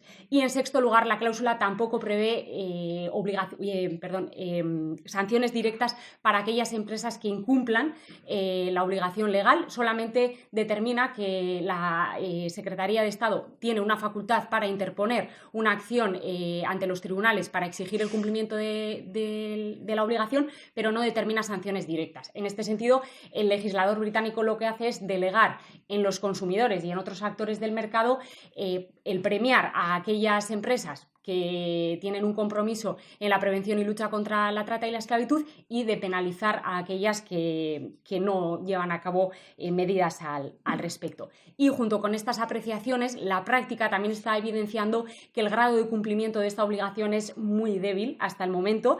Se calcula que esta cláusula afecta a alrededor de 12.000 organizaciones empresariales, de entre las cuales menos de la mitad han cumplido hasta la fecha esta obligación. Por lo tanto, a modo de conclusión, si bien es cierto que la entrada en vigor de la ley supone una reacción institucional ante la subsistencia de la trata y la esclavitud, y en ese sentido puede tenerse como ejemplo, y el hecho de insertar una cláusula que obliga a las empresas también es un avance importante para implicar al sector privado en la lucha contra la trata y la esclavitud, el alcance del deber impuesto es muy insuficiente y es muy limitado. Por eso, al final, su éxito depende del grado de implicación de las empresas y también del compromiso de la sociedad civil. Por eso se considera necesario tanto reformular la cláusula y reforzarla, y que los demás ordenamientos jurídicos deberían de tener en consideración estos vacíos a la hora de elaborar disposiciones más completas para avanzar hacia un verdadero compromiso empresarial en la materia. Muchas gracias.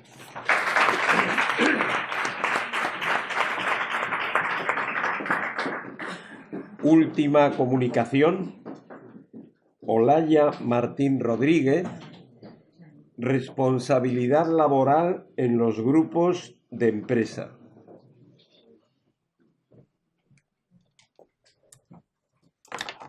Nada, primero sumarme a los agradecimientos y a las felicitaciones. Y bueno, voy a ser muy breve.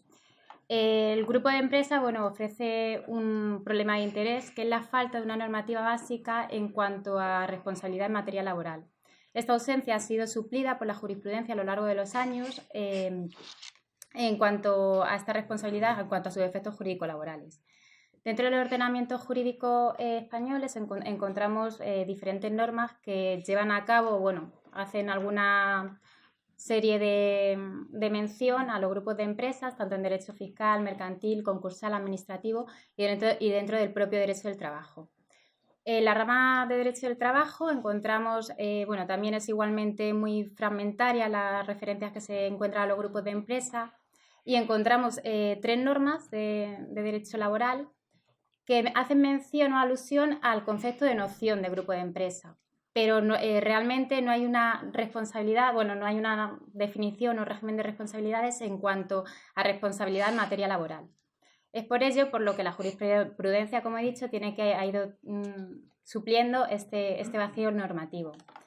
Al igual que en otras prácticas, como se ha mencionado, empresariales, existe una regulación legal, cesión ilegal, contratas y subcontratas, ETTs. En esas prácticas empresariales, nuevas prácticas empresariales, existe una regulación en materia de régimen de responsabilidades en materia laboral.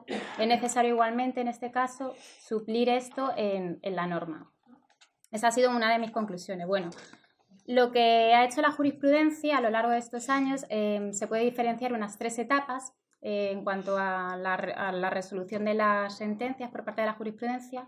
Una primera etapa que fue hasta los años 90, en la que las sentencias decían, en general, existía una responsabilidad separada de cada una de las empresas que formaban los grupos de empresa. Es decir, iba a responder en materia laboral la empresa que se encargaba de contratar y de pagar los salarios a los trabajadores, pero no el resto. Una segunda etapa, que va desde los años 90 hasta 2013, existe, bueno, como regla general, igualmente parte de que existe una responsabilidad separada de los grupos de empresa en materia laboral. Sin embargo, dicen que si existen una serie de elementos adicionales, va a existir una responsabilidad solidaria de todas las empresas que integran el grupo. Y la tercera etapa, bueno, algunos autores la han distinguido como tercera etapa a partir de una sentencia del Tribunal Supremo de 27 de mayo de 2013, como he dicho, en la que, a mi parecer, igualmente se mantiene y se reitera la base sustancial de la segunda etapa, y lo que hacen es los elementos adicionales que de los que anteriormente se hablaba, los consideran como patológicos, pero realmente forma parte de la segunda etapa. O sea, va a existir una responsabilidad separada de todas las empresas que integran el grupo y cuando se dan esos elementos adicionales va a existir una responsabilidad solidaria. Como he dicho anteriormente, considero que debe ser necesaria una regulación legal que no basta con la jurisprudencia para establecer unas reglas en cuanto a responsabilidad en materia laboral, igual que existe pues, en otras prácticas empresariales de nuevos tiempos. Muchísimas gracias.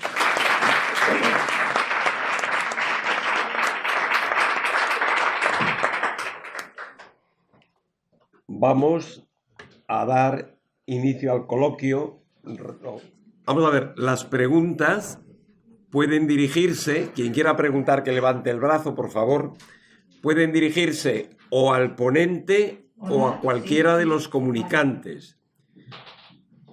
Si es a un comunicante, identificarle con el nombre o con el título de la ponencia. Bueno, gracias. Y bueno, en relación con la intervención de antes, 2 cuestiones. Una valorativa y otra pregunta. La valorativa, qué poca calidad, qué poca importancia le damos al certificado de descubierto, ¿no? La sustantividad que tiene es evitar que es una medida profiláctica, ¿no? Vamos a evitar que se contrate con empresas subcontratistas de muy dudosa sostenibilidad. Entonces, bueno, pues esta idea de exigir mes a mes la reiteración, esta idea de que lo de atrás no importa nada, pues a mí me parece pues demasiado condescendiente con la empresa principal. Pero bueno, ya sé que los elementos jurisprudenciales van por allí. Esto como elemento valorativo. Como pregunta, y quizás difícil de responder, pero a lo mejor como reflexión, ¿no habría forma de extender el recargo de la prestación a los fabricantes y suministradores e importadores del artículo 41 de la Ley de Prevención de Riesgos Laborales? Es difícil, ¿no? Porque la ley no está previendo el caso de alguien que no es empleador laboral en absoluto. Pero es un tema que yo creo que podría tener importancia y no sé si alguien podría responderme algo al respecto. Gracias. Yo creo que no. Yo creo que no. Y por el origen su funcionalidad yo creo que no. Pero creo que sería deseable. O sea, yo creo que sería deseable. Yo, a diferencia, con Roberto discrepo. O sea, yo creo que el recargo no es anacrónico. Y de hecho, nosotros nos encontramos, yo subo los pleitos mes a mes, o sea, año a año, y los voy comparando y tal, y los pleitos en materia de recargo crecen exponencialmente, de forma geométrica, de manera que es una de las instituciones más interesantes ahora mismo en materia de resarcimiento de una serie de responsabilidades que han determinado una prestación que tiene que ver con una lesión o con el fallecimiento. O sea, que estamos hablando de una cosa muy seria, ¿eh? O sea, no estamos hablando de una responsabilidad por un incumplimiento, sino estamos con un incumplimiento con un daño, ¿no? Yo creo que probablemente sea de las instituciones más modernas y no más anacrónicas que existen en la seguridad social en relación y más disuasorias en relación con la coordinación y con la prevención de riesgos laborales y con ese carácter depurativo o profiláctico que tiene el ordenamiento jurídico y fundamentalmente en esta materia, ¿no? Y además creo que es una idea mía, ¿no?, que es un error seguir, ¿no?, dándole vueltas a cuál es la naturaleza jurídica del recargo. Yo creo que no conduce a ninguna parte, ¿eh? Yo siempre, cuando daba clase, yo decía a mis alumnos, digo, mira, el recargo no es una indemnización, no es una pena, no, o sea, no es una sanción, ni es una prestación. El recargo es un pato, ¿eh? Y es un pato porque el pato es un animal que anda, pero no demasiado bien, ¿eh? Vuela, pero tampoco es el mejor pájaro. Y además nada, pero tampoco es un pez. Pero hace las tres cosas, ¿no? De manera que sanciona, porque los criterios de imposición son los sancionadores, porque indemniza, porque restaura un daño que es irrestaurable, que es el de la salud. Y en tercer lugar, porque se comporta como una prestación, su dinámica es la de la prestación.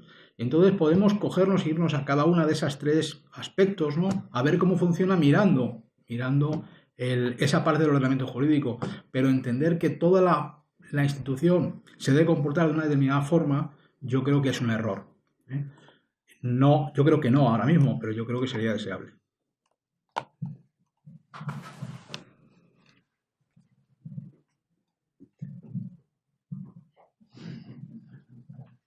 Te decides a... Primero, estoy de acuerdo con Andrés, creo que sería deseable que se extendiera el recargo. Quizá la palabra anacrónico no ha sido la mejor, sí me lo parece en el sentido de que es muy antiguo, es más antiguo que la ley de prevención y demás. Yo lo que me refería es que me parece sobre todo anacrónico o anacrónica su regulación. Y es la que creo que merece un giro, quizá porque si yo decía, o me pongo radical y lo eliminamos, o lo que hacemos es regularlo mejor, para que esa institución con la importancia que tienes tenga el peso jurídico que debe tener y pueda tener, yo creo que un mejor funcionamiento y una mejor forma de darle salida. También lo extendería, creo que no se puede ahora mismo, a fabricantes, suministradores y demás, pero sí lo extendería también. Y creo que había fórmulas, igual que otras, igual que ahora ya se hereda, ¿verdad? Quitando que el tema de sucesiones en España nos gusta tanto, ahora se ve el recargo a raíz de una sentencia hace poco más de un año, y si me subrogo en una empresa, me quedo con el recargo también. Bueno, pues podemos analizar esas situaciones. Simplemente tampoco voy a explicarlo mucho más. Una precisión, ya por terminar el tema. Es que ocurre que el problema que tenemos con el recargo, como tenemos con las responsabilidades, o sea, la determinación de las responsabilidades en materia de seguridad social, tanto solidaria como subsidiaria, y su asistematización o su falta de sistematización en su regulación, viene determinado por un problema o por una virtud del ordenamiento jurídico de la seguridad social hasta hace poco tiempo, y es que es un ordenamiento jurídico contractual, ¿eh?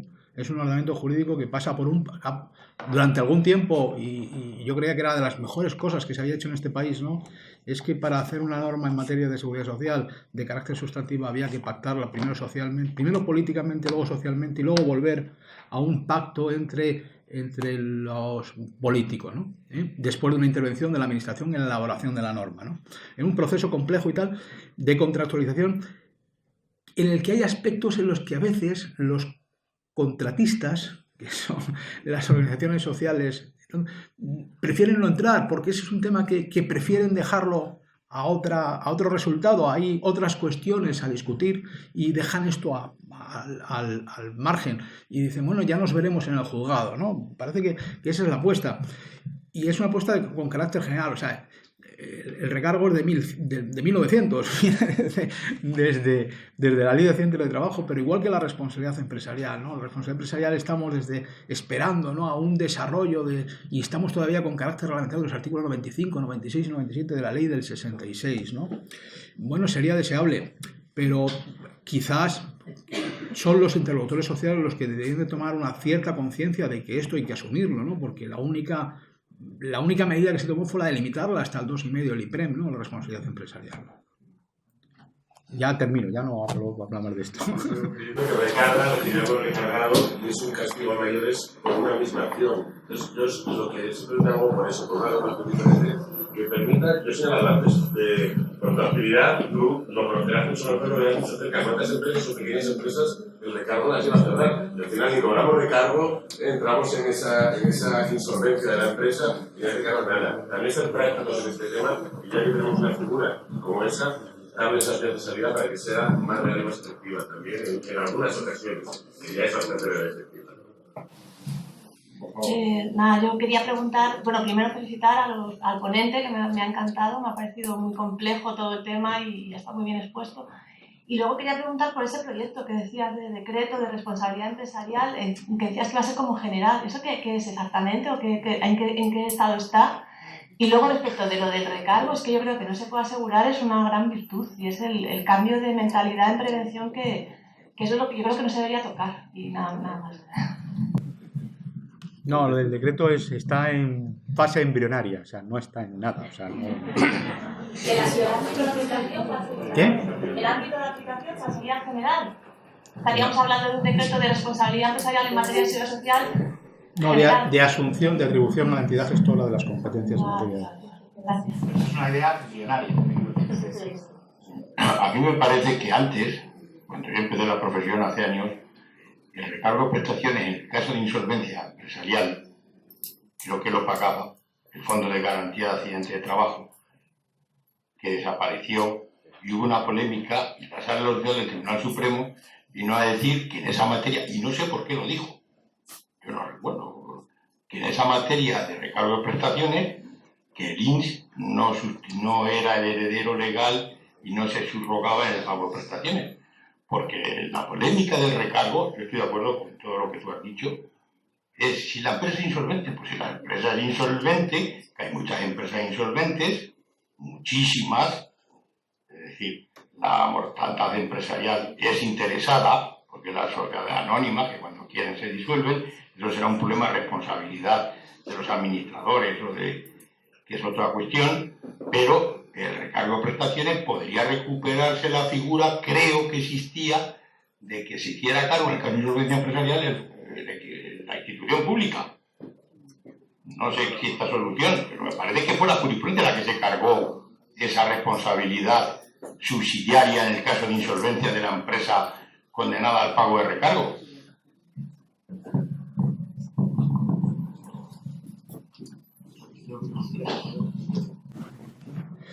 Yo creo que no. O sea, lo que sí hubo es... Bueno, esto lo tiene muy bien trabajado Aurelio de Sentado, que tiene un artículo magnífico en la revista de Bomarzo, ¿no? Creo que es, sobre el origen, ¿no? Y el origen viene de la Ley de Accidentes de Trabajo como una responsabilidad que venía a asegurar la responsabilidad objetiva del seguro de accidentes de trabajo en los casos en que hubiese un incumplimiento, una responsabilidad subjetiva por parte del empresario. Venía acompañado, pero era una responsabilidad como consecuencia del incumplimiento por parte del empresario culposo, pues existía una responsabilidad que solamente asumía el empresario. Y esto ha ido evolucionando siempre. Cierto es que hubo una serie de sentencias en las que decía, bueno, esto entra también del carácter prestacional y el INS, o la entidad gestora en su caso, pues se haría cargo, pero ciertamente, pero eran sentencias que eran puntuales, ¿no? Luego ya el Tribunal Supremo resolvió claramente, oye, esta es una responsabilidad que es el empresario, el artículo 123 y ahora el 164 establece claramente que el responsable es el empresario y no es la entidad gestora, y además no es la entidad gestora, entre otras cosas, porque no es asegurable ni de forma privada ni de forma pública, ¿no? El que sea asegurado por parte de la entidad gestora como responsable subsidiario, yo creo que excede de la finalidad del sistema de seguridad social, ¿no? Y excede de algo que se nos olvida siempre con respecto a los accidentes de trabajo en materia de protección de la seguridad social, ¿no? Y es que la ley de bases de la Ley General de la Seguridad Social decía que debería haber una consideración conjunta de las contingencias, ¿no? Y que por lo tanto la protección debería ser conjunta y similar, ¿no? Aunque no hemos hecho eso, sino ahondar en las diferencias entre una protección y otra, ¿no? Y esta sería una más que creo que no procedería, pero vamos, es una opinión también muy personal, ¿no?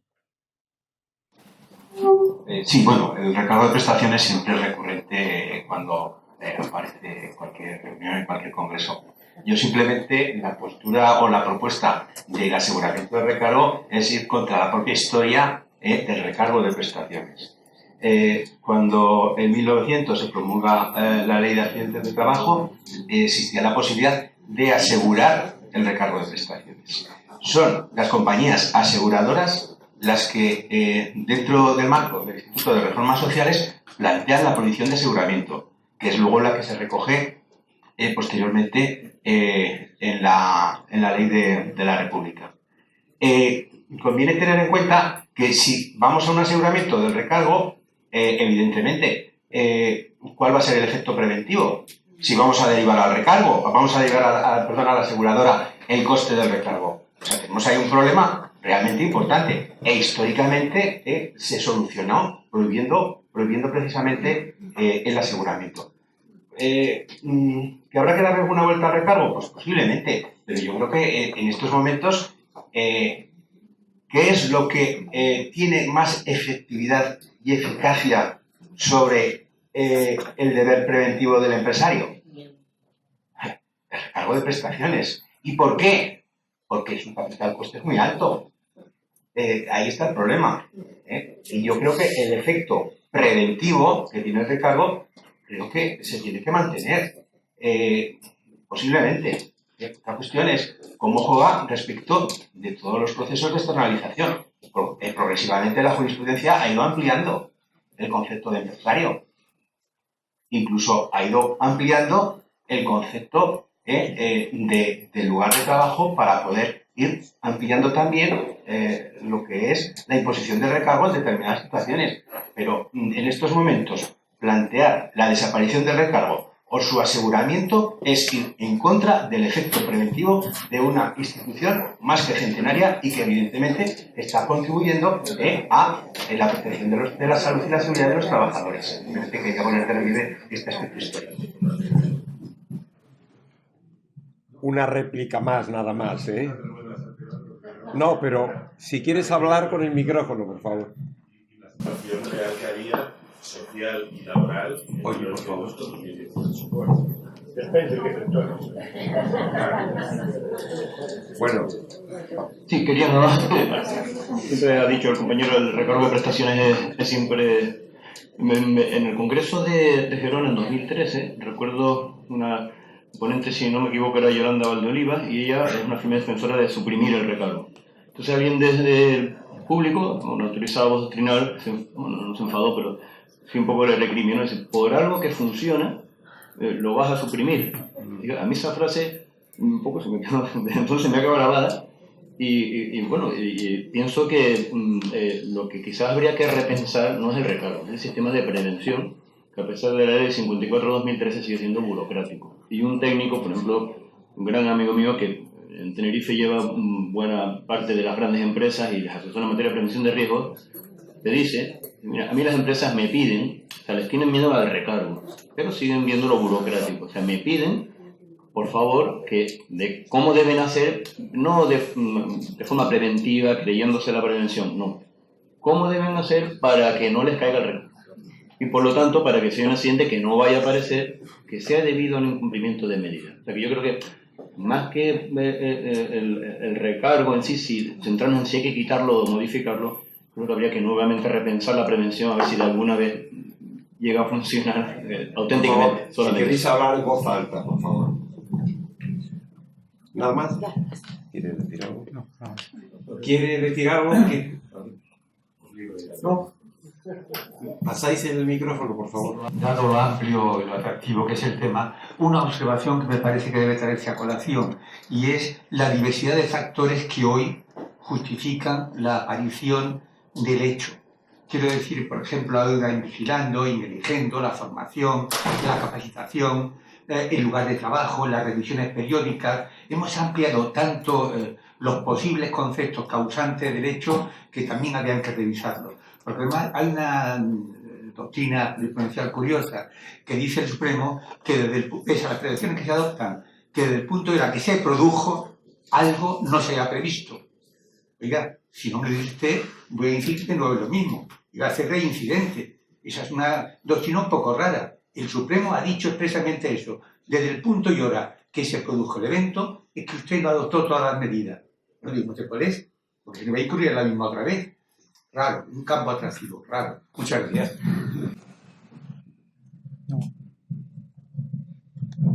¿Ninguna cosa más? Pues simplemente agradecer a todos los que han expuesto las comunicaciones y al ponente particularmente la disciplina a que se han sometido, ejemplar en actos de esta naturaleza, y también a los asistentes la atención, el silencio con que han presenciado toda la sesión. Muchas gracias y hasta luego.